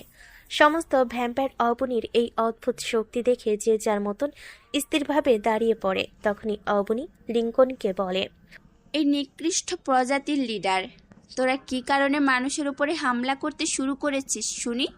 মানুষ তোদের কি ক্ষতি করেছে? আর বিশেষ করে আমার প্রিয় মানুষটার উপরে তোরা হামলা করেছিস কেন? অবনী লিঙ্কনের গলা চেপে ধরে। লিঙ্কন সুস্থ স্বাভাবিকভাবে শ্বাস নিতে পারছে না। সে মুরগি জবে করলে যেভাবে ছটফট করে সেভাবেই ছটফট করছে। তাই অবনী লিঙ্কনকে ছেড়ে দিয়ে আবারও বলে, নে, তোকে ছেড়ে দিলাম, এবার তুই শান্তভাবে আমার কথার উত্তর দে। না, না হয়তো তোর অবস্থা নাজেহাল করে ছেড়ে দিব আমি। তোরা কি কারণে মানুষের উপরে হামলা করতে শুরু করেছিস? মানুষ তোদের কি ক্ষতি করেছে? আর বিশেষ করে আমার প্রিয় মানুষটা তোদের কি এমন ক্ষতি করেছে শুনি, যাতে করে তোরা সবাই মিলে আজ তার উপরে হামলা করতে যাচ্ছিলি? আমরা খামাকা মানুষের উপরে হামলা করি না। আমরা তো শত বছর ঘুমিয়ে কাটিয়ে দিই। মানুষের ক্ষতি করলে আমাদের সম্প্রদায়ের লোকজন নিজের আহারের তাগিদে করে। তবে আমরা তাদের জন্য রক্তজবা গাছ উৎপাদন করে রেখেছি, যাতে করে তাদের আহার করতে সমস্যা না হয় আর মানুষ মেরে রক্ত খেতে না হয়। তবে বর্তমানে মানুষ জাতি আমাদের একজন গট অফ ভ্যাম্পায়ারকে মেরে ফেলেছে, যার কারণে আমরা সবাই মিলে মানুষের উপরে হামলা করার উদ্দেশ্যে বের হয়েছি। এই নিকৃষ্ট ভ্যাম্পায়ার, তোদের উপরে মানুষ খামোখা হামলা করতে যাবে কেন? মানুষের কি খেয়ে দিয়ে কাজ নেই যে তোদের মতো নরপশুর সাথে লাগতে যাবে? সেটা তারাই ভালো জানে। তবে তারা গট অফ ভ্যাম্পায়ারকে মেরেছে সেটা খালি জানি আমরা। তাই আমরা থামবো না, যাকেই সামনে পাবো তাকেই মেরে ফেলবো। শোন, সেটা আমি থাকতে কোনো দিনও হবে না। সব কয়টাকে জবাই করে একই গর্তে ফেলে আগুন জ্বালিয়ে দিব তোদের শরীরে। আর বিশেষ করে আমার প্রিয় মানুষের দিকে নজর দিলে না, তোদের অবস্থা দেখার মতো থাকবে না। এ মেয়ে, কিসের এত দেমাগ রে তোর? তুই কিসের ভিত্তিতে আমাদেরকে থ্রেট করছিস? দেমাগের তো এখনো কিছুই দেখিসনি। আমি দেমাগ দেখাতে শুরু করলে তোরা নিতে পারবি না। আর বাকি রইল থ্রেট করা। শোন, আমি তোদের থ্রেট করছি না, আর করবও না। আমি যা করব সব কাজে করব। তাই সহজ ভাষায় বলছি, মানুষ থেকে দূরে থাক, আর বিশেষ করে আমার প্রিয় মানুষটার থেকে। আমরা রুস্তমের খুনিকে মেরে তারপর আবার ঘুমিয়ে পড়ব। রুস্তমের খুনিকে না মারা পর্যন্ত আমরা কেউ শান্ত হব না। ঠিক আছে, তোরা তোদের বদলা নে। তবে আমি প্রমাণ করে দিচ্ছি, তোরা যাদের পিছনে লেগেছিস তাদের থেকে কেউ রুস্তমের হত্যাকারী না। আমাদেরও প্রমাণ চাই। যদি তুই এটা প্রমাণ করতে পারিস তোর শক্তির মাধ্যমে দেওয়ালের পিছনের লোকজন নির্দোষ, তাহলে আমরা এখান থেকে মাথা নুয়ে চলে যাব। কারণ আমাদেরও ইচ্ছা নেই অহেতুক মানুষের প্রাণ নেওয়ার। কারণ আমরা ভ্যাম্পায়ার সততার রচয়িতা। আমরাই যদি অন্যায় ব্যভিচার করি মানুষের উপরে, তাহলে আমাদের অনুসারীরা কি করবে? ওয়েট, আমি এক্ষুনি তোদের ধারণা ভুল বলে প্রমাণ করছি। অবনী আকাশদেরকে লিঙ্কনের কাছে নির্দোষ প্রমাণ করবে বলে জলদি আকাশের কাছে ছুটে যায়। তারপর আকাশকে বলে, আপনারা সবাই নিজের শরীর থেকে কয়েক ফোঁটা রক্ত বের করে আমার হাতে কষে দিন। প্রিয়, আপনিও দিন। আমি সবার রক্ত নিয়ে গিয়ে তাদেরকে দিব। অবনীর কথায় সবাই নিজেদের হাত কেটে কয়েক ফোঁটা করে রক্ত অবনীর হাতের কোষের মধ্যে দেয়। অবনী সবার রক্তকোষ করে নিয়ে গিয়ে ভ্যাম্পায়ার লিঙ্কনের কাছে গিয়ে বলে, তোর হাত সামনে আগা। আমি সবার শরীরের রক্ত একত্রে করে নিয়ে এসেছি। তুই সবার রক্ত একেবারে পান কর, তাহলেই তুই কে দোষী আর কে নির্দোষ সেটা জানতে পারবি। কারণ তোদের মধ্যে তো রক্ত পান করে সমস্ত কিছু জেনে নেওয়ার ক্ষমতা আছে, তাই না? তাই আমি সবার রক্ত একত্রে করে নিয়ে এসেছি। অবনীর কথায় লিঙ্কন নিজের হাত সামনে এগিয়ে দেয় আর অবনীর সমস্ত রক্ত লিঙ্কনের হাতে ঢেলে দেয় লিঙ্কন রক্তগুলো খাওয়ার জন্য। লিঙ্কন অবনীর হাত থেকে নিজের হাতের কষে রক্ত নিয়ে পান করতে তার প্রচণ্ড রাগ উঠে যায়, কারণ তারা যাদেরকে মারার জন্য উঠে পড়ে লেগেছে তারা সবাই নির্দোষ। রুস্তমকে মেরেছে অন্য কেউ, কিন্তু ক্রাউন তাদেরকে আকাশের কথা বলেছে, যার কারণে গড অফ ভ্যাম্পায়ার লিঙ্কন রাগান্বিত ভাব নিয়ে ক্রাউনের দিকে এগিয়ে যায়। তারপর তার গলা চেপে ধরে তাকে বলে, ক্রাউন, তোর কত বড় সাহস! তুই আমাদেরকে বোমরা করার চেষ্টা করেছিস, তার উপরে আমাদেরকে দিয়ে এত বড় অন্যায় করাতে চেয়েছিস। আমরা গড অফ ভ্যাম্পায়াররা যেখানে নিজেদের মনুষ্যত্ব নীতিকে বিসর্জন দিই না, সেখানে তুই আমাদেরকে দিয়ে এত বড় অনিষ্ট করতে চেয়েছিস। তোর এই ভুলের মাসুল তোকে দিতেই হবে। তবে তার আগে রুস্তমের হত্যাকারীকে তুই সত্যি করে বল। প্রিন্স, আমাদের উপরেও এরা হামলা করেছিল, তাই ভেবেছি তারাই হয়তো আমাদের রুস্তম প্রিন্সকে মেরেছে। কিন্তু বর্তমানে যেহেতু তারা নির্দোষ প্রমাণিত হয়েছে, তাহলে এর পেছনে অন্য কারো হাত আছে। জলদি রুস্তমের হত্যাকারীকে আমার চোখের সামনে দেখতে চাই। আমরা এখন গিয়ে ঘুমিয়ে পড়ব। আগামী 24 ঘন্টার মধ্যে রুস্তমের হত্যাকারীকে খুঁজে নিয়ে এসে আমাদের সামনে বলি দিয়ে তার অপবিত্র রক্ত আমাদেরকে ঘুম থেকে জাগ্রত করে পান করাবি। এরপর তোর কী শাস্তি হবে সেটা আমরা ঠিক করব। আর না হয় 24 ঘন্টার মধ্যে রুস্তমের হত্যাকারীকে খুঁজে বের করতে না পারিস, তাহলে তোর বলি ছড়িয়ে দিব আমি। যেমন আদেশ করবেন প্রিন্স, তেমনটাই হবে। এবার যা, দলবল নিয়ে কাজে লেগে পড়। আর এই যে নারী, তোর নাম আমার জানা নেই, তবে আমরা অনেক বড় ভুল করেছি তোদের উপরে হামলা করে। তাই আমি সবার পক্ষ হয়ে তোর অধিমুখে ক্ষমা চাচ্ছি। তুই আর তোর লোকজন অনুগ্রহ করে আমাদেরকে ক্ষমা করে দে। দুনিয়ার সর্বসেরা জাতি মানুষ এই ভুল করে, সেখানে তোরা তো অন্য কিছু। যাকগে, ভুলে গেলাম আগের সব। তবে আগামীতে যেন কোনো মানুষের ক্ষয়ক্ষতি না হয় কোনো ভ্যাম্পায়ার দ্বারা। কোনো ধরনের ক্ষয়ক্ষতি হবে না, তবে রুস্তমের আসল হত্যাকারীকে আমরা ছাড়ব না। সেটা তোদের নিতান্তই ব্যক্তিগত ব্যাপার, তবে অন্যায়ভাবে কোনো মানুষের প্রাণ গেলে পরের বার তোদের বিরুদ্ধে আমাদের বিদ্রোহটা আরো ভয়ানক হবে। এবার চললাম। পর অবনী সবাইকে সঙ্গে নিয়ে সেখান থেকে চলে যায়। লিঙ্কন গ্রাউন্ডকে রুস্তমের হত্যাকারীকে খুঁজে বের করতে বলে লিঙ্কন আর বাকি আরেকজন গড অফ ভ্যাম্পায়ার ঘুমানোর জন্য নিজের স্থানে চলে যায়। সবাই যে যার মতন চলে গিয়েছে, কিন্তু গ্রাউন্ড এখনও তার অনুসারীকে নিয়ে সেই জায়গায় দাঁড়িয়ে আছে, কারণ তার ভিতরে ক্রোধের আগুন জ্বলছে। লিঙ্কন ভরা মজলিসের সকলের সামনে তার গলা চেপে ধরে তাকে অপমান করেছে, যার জন্য ক্রাউনের মনের ভিতরে দাও দাও করে আগুন জ্বলতে আরম্ভ করেছে। তাই সে ভিতরে ভিতরে একটা প্ল্যান সাজায়। লিঙ্কন তো তাকে 24 ঘন্টার মধ্যে রুস্তমের হত্যাকারীকে ধরে নিয়ে গিয়ে তার সামনে বলি দিতে বলেছে, না হয়তো লিঙ্কন তাকে বলি দিয়ে দিবে। অবশ্য 24 ঘন্টা কেন, 24 বছর খুঁজলেও রুস্তমের হত্যাকারীকে নিয়ে গিয়ে ক্রাউন লিঙ্কনের সামনে বলি দিতে পারবে না, কারণ রুস্তমের হত্যাকারী সে নিজেই। তাই ক্রাউন তাদের গড অফ ভ্যাম্পায়ারদের পিছনে একটা ষড়যন্ত্র সাজায়, বরং তাদেরকে মেরে ফেলার জন্য ফন্দি আটে। তবে ক্রাউনের ষড়যন্ত্রের শেষ কিন্তু এখনো হয়নি। সে গড অফ ভ্যাম্পায়ারদেরকে মারার সাথে সাথেই আকাশ এবং তার সমস্ত লোকজনকেও মেরে ফেলার ষড়যন্ত্র সাজায়, একমাত্র অবনীকে বাদ দিয়ে রেখে। কারণ অবনীকে দূর থেকে প্রথমে দেখাতে সে ভালোবেসে ফেলেছে। তার উপরে অবনীর আধ্যাত্মিক শক্তি দেখে সে অবনীর উপরে আরও বিমোহিত হয়ে যায়। তার যে করেই হোক অবনীকে লাগবে। সে সবাইকে মেরে ফেলে অবনীকে নিজের করে নিয়ে জীবনের নতুন এক অধ্যায় শুরু করতে চায়, আর সেটা সে খুব জলদি করবে। তারপর সে হবে ভ্যাম্পায়ার সম্প্রদায়ের রাজা এবং তার রানী হবে অবনী। কিন্তু ক্রাউনের কোনো আইডিয়াই নেই যে সে যাকে নিজের রানী বানাতে চাচ্ছে সে একটা জলজ্যান্ত আগুনের গোলা।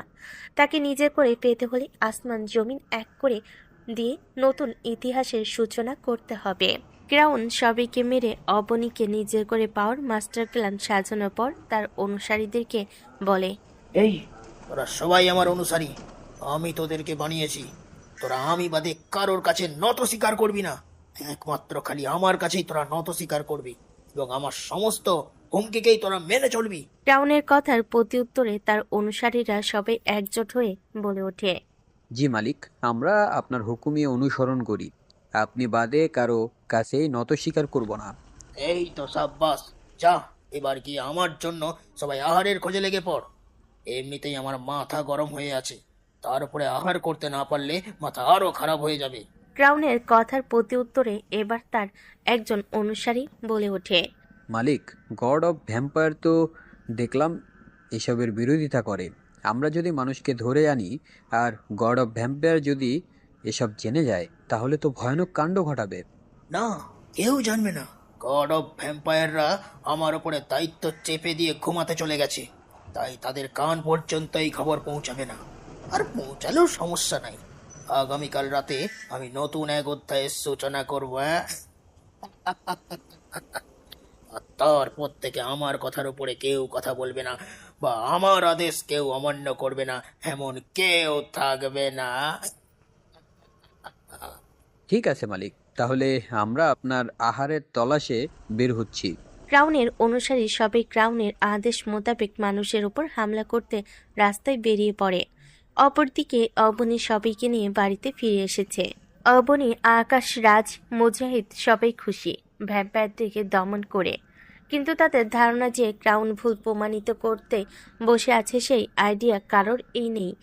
সবাই মহা খুশি, কারণ এতদিন ভ্যাম্পায়ারদের কারণে দেশের মানুষ অনেক অত্যাচারিত হয়েছে। তবে অবনী এসে প্রথম যাত্রাতেই সব কিছুকে শান্ত করে দিয়েছে।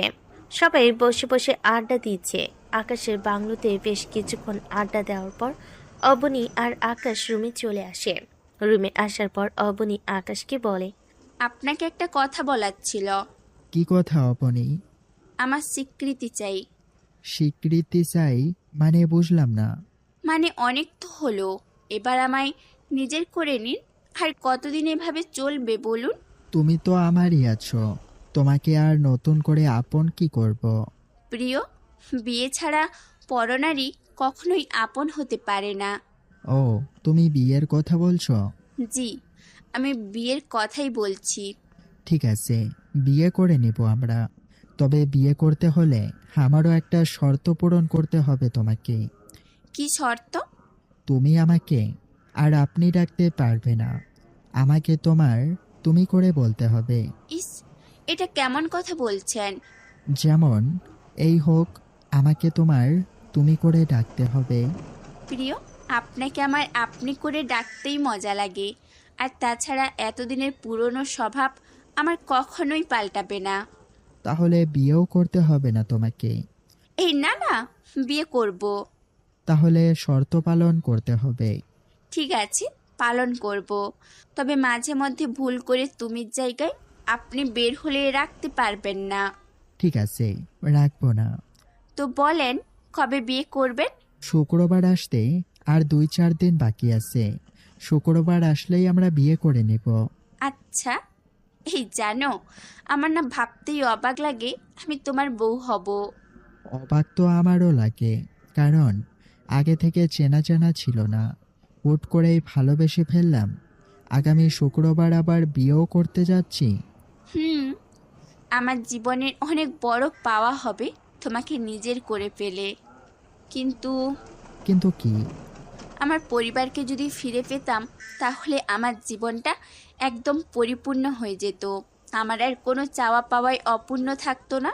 তবে আমি জানি আমার এই চাওয়াটা কখনোই পূর্ণ হবে না, কারণ আমার পরিবারের লোকজন বেঁচে আছে কিনা সেটাই আমি জানি না। আর বেঁচে থাকলেও তারা কোনোদিন আমি অবধি পৌঁছাতে পারবে কিনা আল্লাহই ভালো জানেন। আকাশ অবনীর কথা শুনে কোনো কথাবার্তা না বলে চুপচাপ বসে থেকে উঠে দাঁড়িয়ে পড়ে, যেটা দেখে অবনী তাকে জিজ্ঞাসা করে, এই কি হলো, কই যাচ্ছ? অবনী, তুমি কিছুটা সময় একটু রুমে বসে কাটাও। আমি নিচে গিয়ে 2 মিনিটের একটা কাজ শেষ করে আবার তোমার কাছে ফিরে আসছি। ঠিক আছে, জলদি আসবা। তারপর আকাশ নিচে চলে যায়। নিচে গিয়ে মুজাহিদ আর রাজকে নিজের কাছে পার্সোনালি ডেকে আনে। রাজ আর মুজাহিদ তোরা দুজন আমার হাসি খুশি চেহারা দেখে অবশ্যই বুঝতে পারছিস অবনীকে ফিরে পেয়ে আমি কতটা আনন্দে আছি। আকাশের কথার প্রতি উত্তরে রাজ বলে ওঠে, ভাই সেই কথা কি আর নতুন করে আমাদের বলতে হবে? দেখ, আমি আর অবনী আসছি শুক্রবারে বিয়ে করব, কিন্তু বেচারের একটা জিনিস অনেক মন খারাপ। কি জিনিস ভাই? রাজ, মেয়েটা তার হারিয়ে যাওয়া পরিবারের জন্য কষ্ট পাচ্ছে। তাই আমি চাই আগামী শুক্রবার আমাদের বিয়ে হওয়ার আগেই তুই আর মুজাহিদ মিলে অবনের মা বাবাকে খুঁজে বের করবি, যদি তারা জীবিত থাকে। ভাই আপনি একদম চাপ নেবেন না, আল্লাহ না করুক যদি তিনারা মরে না যান, তাহলে পাতাল রাজ্য থাকলেও সেখান থেকে তিনাদেরকে খুঁজে বের করবো আমরা। আগামীকাল হলেই অবনী ভাবির ছবি দিয়ে টিভি নিউজে হারানো বিজ্ঞপ্তি দেব ইনশাল্লাহ। আল্লাহ চাই তো ভাবির পরিবার পরিজনদের তিনি ফিরিয়ে দিবেন। যা করার কর, তবে ছবির কারণে যেন অবনের কোনো ক্ষতি না হয়। আর সবচাইতে বড় কথা, অবনের কান পর্যন্ত যেন এই খবরটা না পৌঁছায়। ভাই পৌঁছাবে না, এটা একদম গোপন থাকবে। এবার আমি রুমে গেলাম। মেয়েটা রুমে একা একা মন খারাপ করে বসে আছে হয়তো। ঠিক আছে ভাই। রাজ আর মুজাহিদের সাথে কথাবার্তা বলে রুমে চলে আসলাম। রুমে এসে দেখি অবনী মনমরা হয়ে বসে আছে। তাই অবনীর মন ভালো করতে কোনো চিন্তা ভাবনা ছাড়াই গিয়ে তাকে জড়িয়ে ধরে নিজের বাহুতে আঁকড়ে নিলাম। মেয়েটাকে নিজের বাহুতে আঁকড়ে দিতেই মেয়েটা হু হু করে কেঁদে উঠেছে, যেটা দেখে আমার পাষাণ অন্তরটাও কাঁপতে আরম্ভ করেছে। কিন্তু পরক্ষণেই মনে পড়ল, সামনের মানুষটাকে সামলাতে হলে আগে নিজেকে সামলানো প্রয়োজন। তাই প্রথমে নিজেকে সামলে নিলাম। তারপর অবনীকে বললাম, অবনী কাঁদে না, আমি তোমার সামনে ঐশ্বর্যের সমস্ত সুখ শান্তি এনে স্তূপ করব। তুমি দেখো তোমার জীবন থেকে সমস্ত কষ্ট মুছে যাবে। প্রিয়, আমার না খুব কান্না পাচ্ছে, কেন জানি। অবনী কাঁদে না, কারণ কিছু মানুষকে কাঁদলে একদম বাজে দেখায়। আর তোমার মতো সাহসী নারীর চোখে যদি জল আসে, তাহলে আমাদের কি অবস্থা হবে বলো? আচ্ছা, আমি আর কাঁদবো না, কিন্তু তুই কখনো আমার থেকে দূরে সরবি না। তুই যেখানেই যাস না কেন আমার সঙ্গে করে নিয়ে যাবি। আমায় একদম একা রেখে ঘর থেকে বের হবি না, কারণ কখন তোকে আমার থেকে কে কেড়ে নিয়ে চলে যায় তা উপরবালাই ভালো জানে। অবনের মুখে তুই শব্দটা শুনে অন্তর কাঁপার সাথে সাথে এবার আমার পুরো শরীর কাঁপতে আরম্ভ করেছে। মনে হচ্ছে যেন ইলেকট্রিক ইল আমার শরীরে তার বৈদ্যুতিক শরীরটা ছুঁয়েছে। তবে এবারও হাইপার না হয়ে নিজেকে সামলে নিলাম।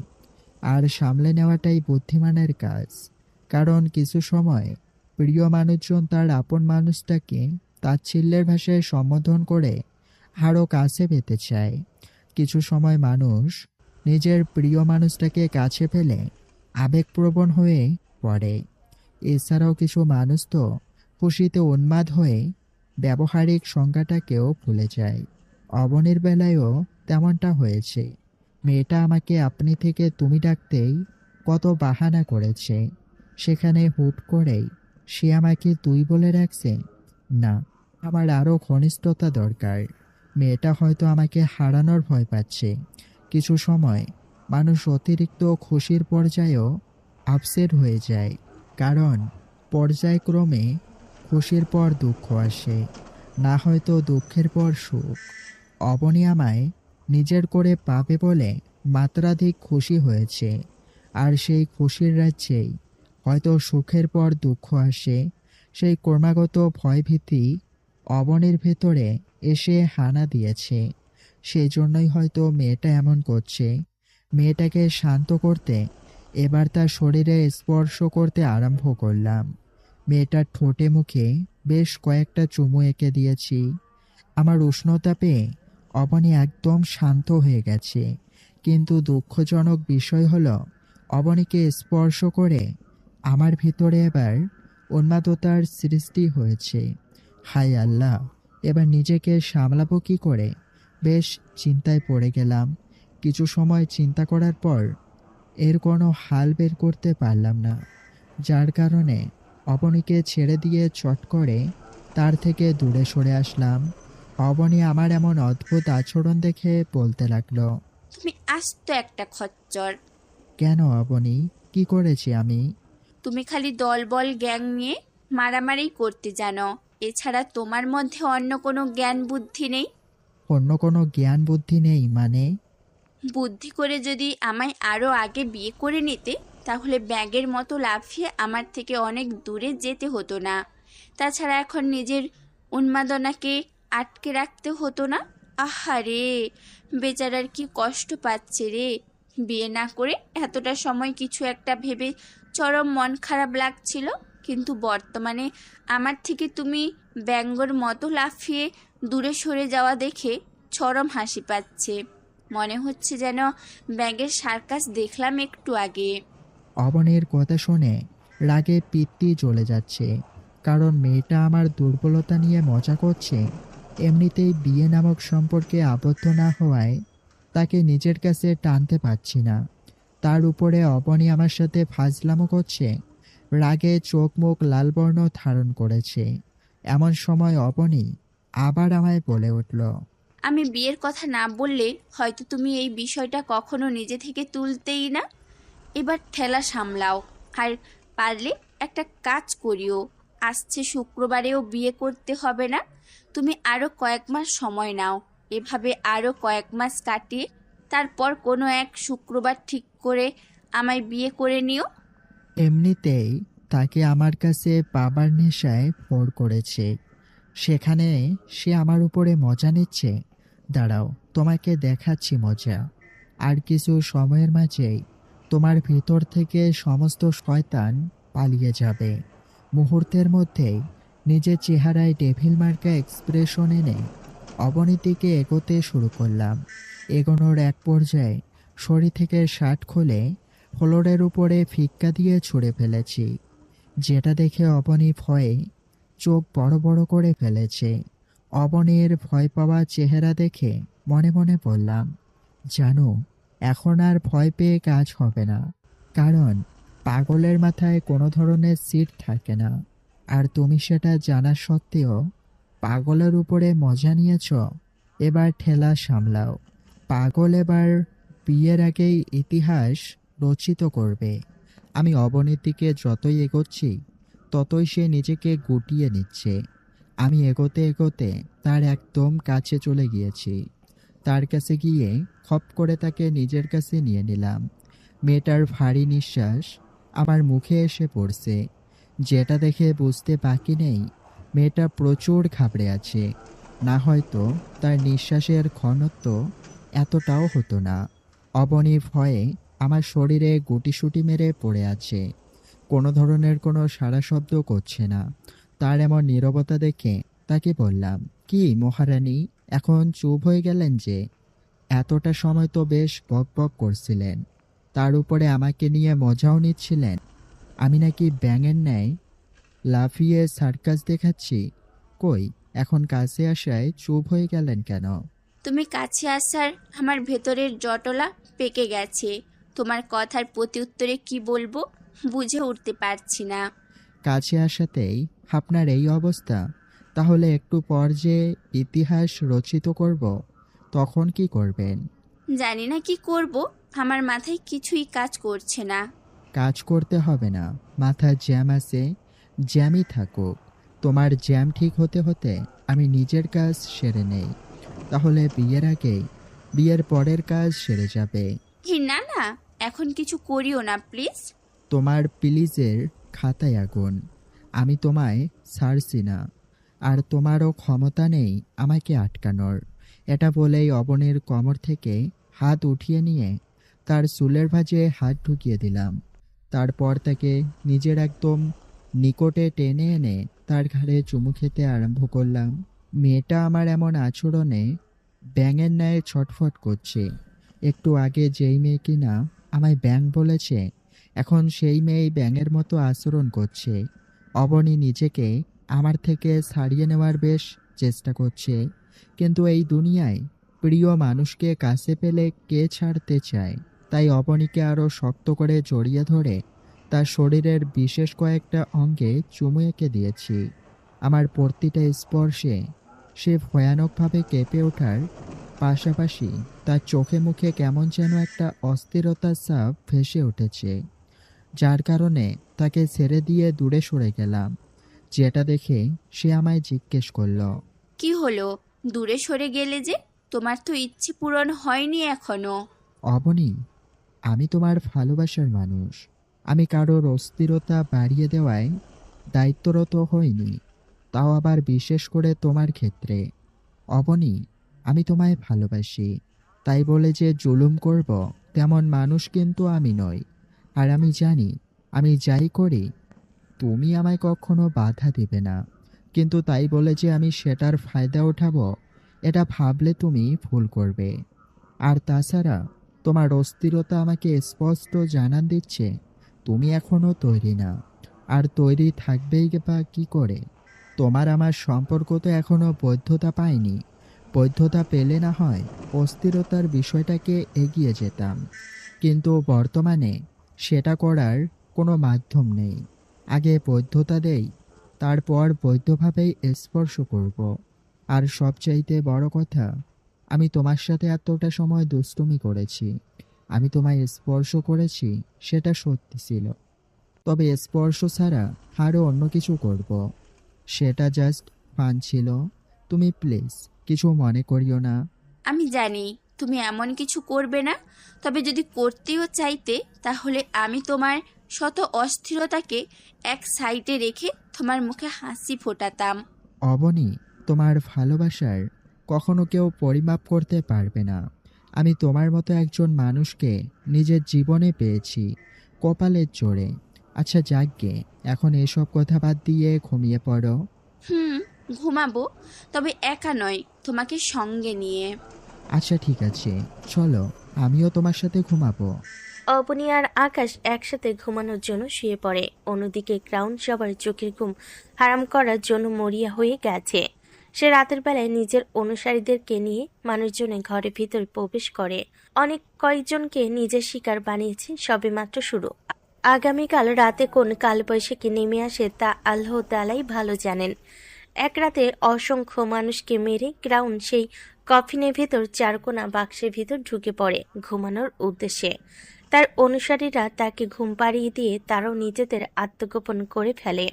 দেখতে দেখতে সকাল হয়ে এসেছে। সকাল হতেই সংবাদপত্রে এবং জায়গায় জায়গায় হইচই শুরু করেছে, কারণ ক্রাউনের রাতের ক্রিয়াধারায় অসংখ্য মানুষ মারা গিয়েছে, যার জন্য তাদের আত্মীয় স্বজনরা হইচই শুরু করেছে। সবাই সরকারকে দোষারোপ করছে যে সরকার কোনো পদক্ষেপ না নিয়ে নিজেদের সুরক্ষা ব্যবস্থা ঠিকঠাক রেখে চুপচাপ যে যার মতো পড়ে আছে।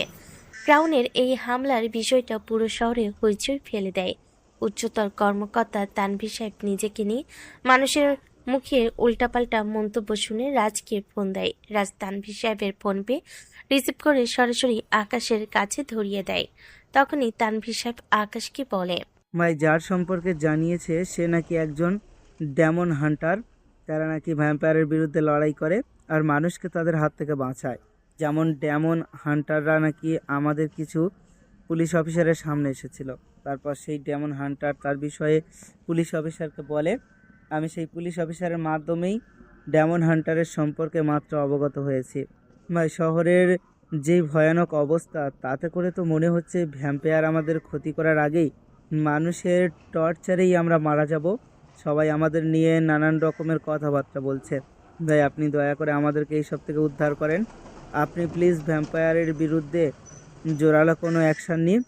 প্রশাসনিক লোক লাগালে আমরা আপনাকে দিচ্ছি, অস্ত্রশস্ত্র লাগলে তাও দিচ্ছি, তাও প্লিজ আপনি এসব থেকে মুক্তি পাওয়ার একটা রাস্তা খুঁজে বের করুন। তানভীর সাহেব, আমি বা আমরাও কিন্তু হাত পা গুটিয়ে বসে নেই। একে একে দুবার তাদের সাথে লড়াই হয়েছে আমাদের। প্রথমবার আমরা তাদের কোনো ক্ষতি করতে পারিনি, কারণ আমাদের কাছে তাদেরকে মারার মতো অস্ত্র ছিল না। তাই আমরা তাদেরকে মারার জন্য এক নতুন অস্ত্র বানিয়ে দ্বিতীয়বার তাদের সাথে লড়াই করেছি। তখন তারা এক রকমের পরাজয় হয়েছে আমাদের কাছে।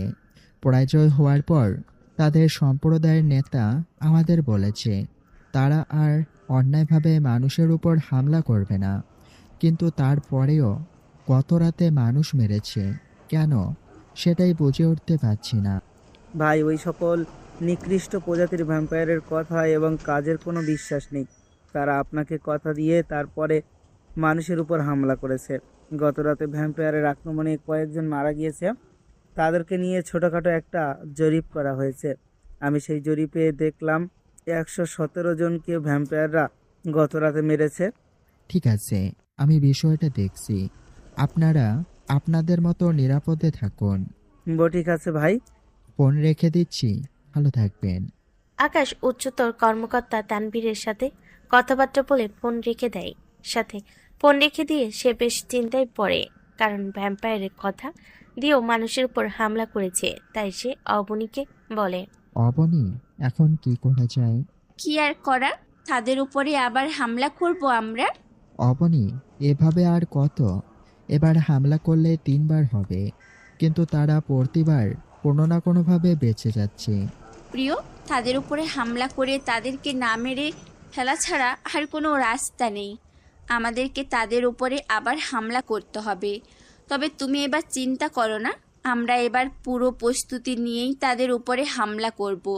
আর এবারের হামলাটাই শেষ মনে করো। তারপর পৃথিবীর বুকে আর ভ্যাম্পায়ারের কোনো ছিটে ফোঁটাই থাকবে না। বড় বড় দানব আকৃতির পশুরা যেমন বহুকাল আগে বিলুপ্ত হয়ে গেছে, ঠিক তেমনইভাবে ভ্যাম্পায়ারও বিলুপ্ত হয়ে যাবে। তুমি খালি একটু ধৈর্য ধরো। তবে হামলাটা আজ করব না, আমরা হামলা করব 2 দিন পর। আগে আরো ভালো করে দেখি তারা কি করতে চায়। অবনী, এই 2 দিনে যদি তারা আরো মানুষকে মারে? তুমি তানভীর সাহেবের মাধ্যমে আল্ট্রাভায়োলেট কিরণের সিরাম দ্বারা তৈরি কিছু অস্ত্র দেশের সৈনিকের হাতে পৌঁছানোর ব্যবস্থা করো। আর তিনাকে বলে দিবে আগামী 2 দিন যেন সৈনিকরা এই অস্ত্র নিয়ে পাহারায় থাকে।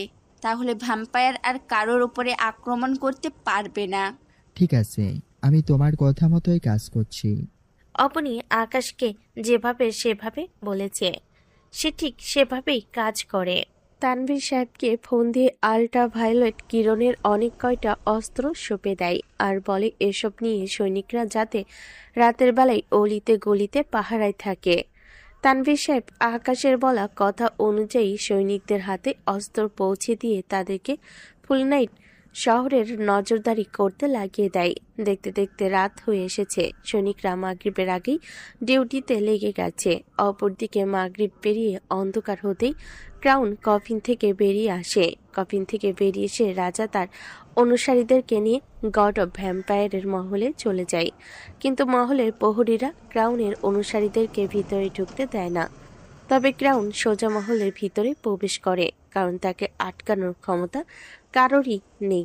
ক্রাউন সোজা মহলের ভিতরে প্রবেশ করে গড অব ভ্যাম্পায়ার লিঙ্কন বাদে বাকি আরেকজন যিনি আছেন তিনার কক্ষে প্রবেশ করেন। তিনার ঘাড়ের মধ্যে কামড় বসিয়ে দেয়। কামড় বসিয়ে দেওয়ার পর গড অব ভ্যাম্পায়ারকেও রুস্তমের মতন সেই একইভাবে মেরে ফেলে।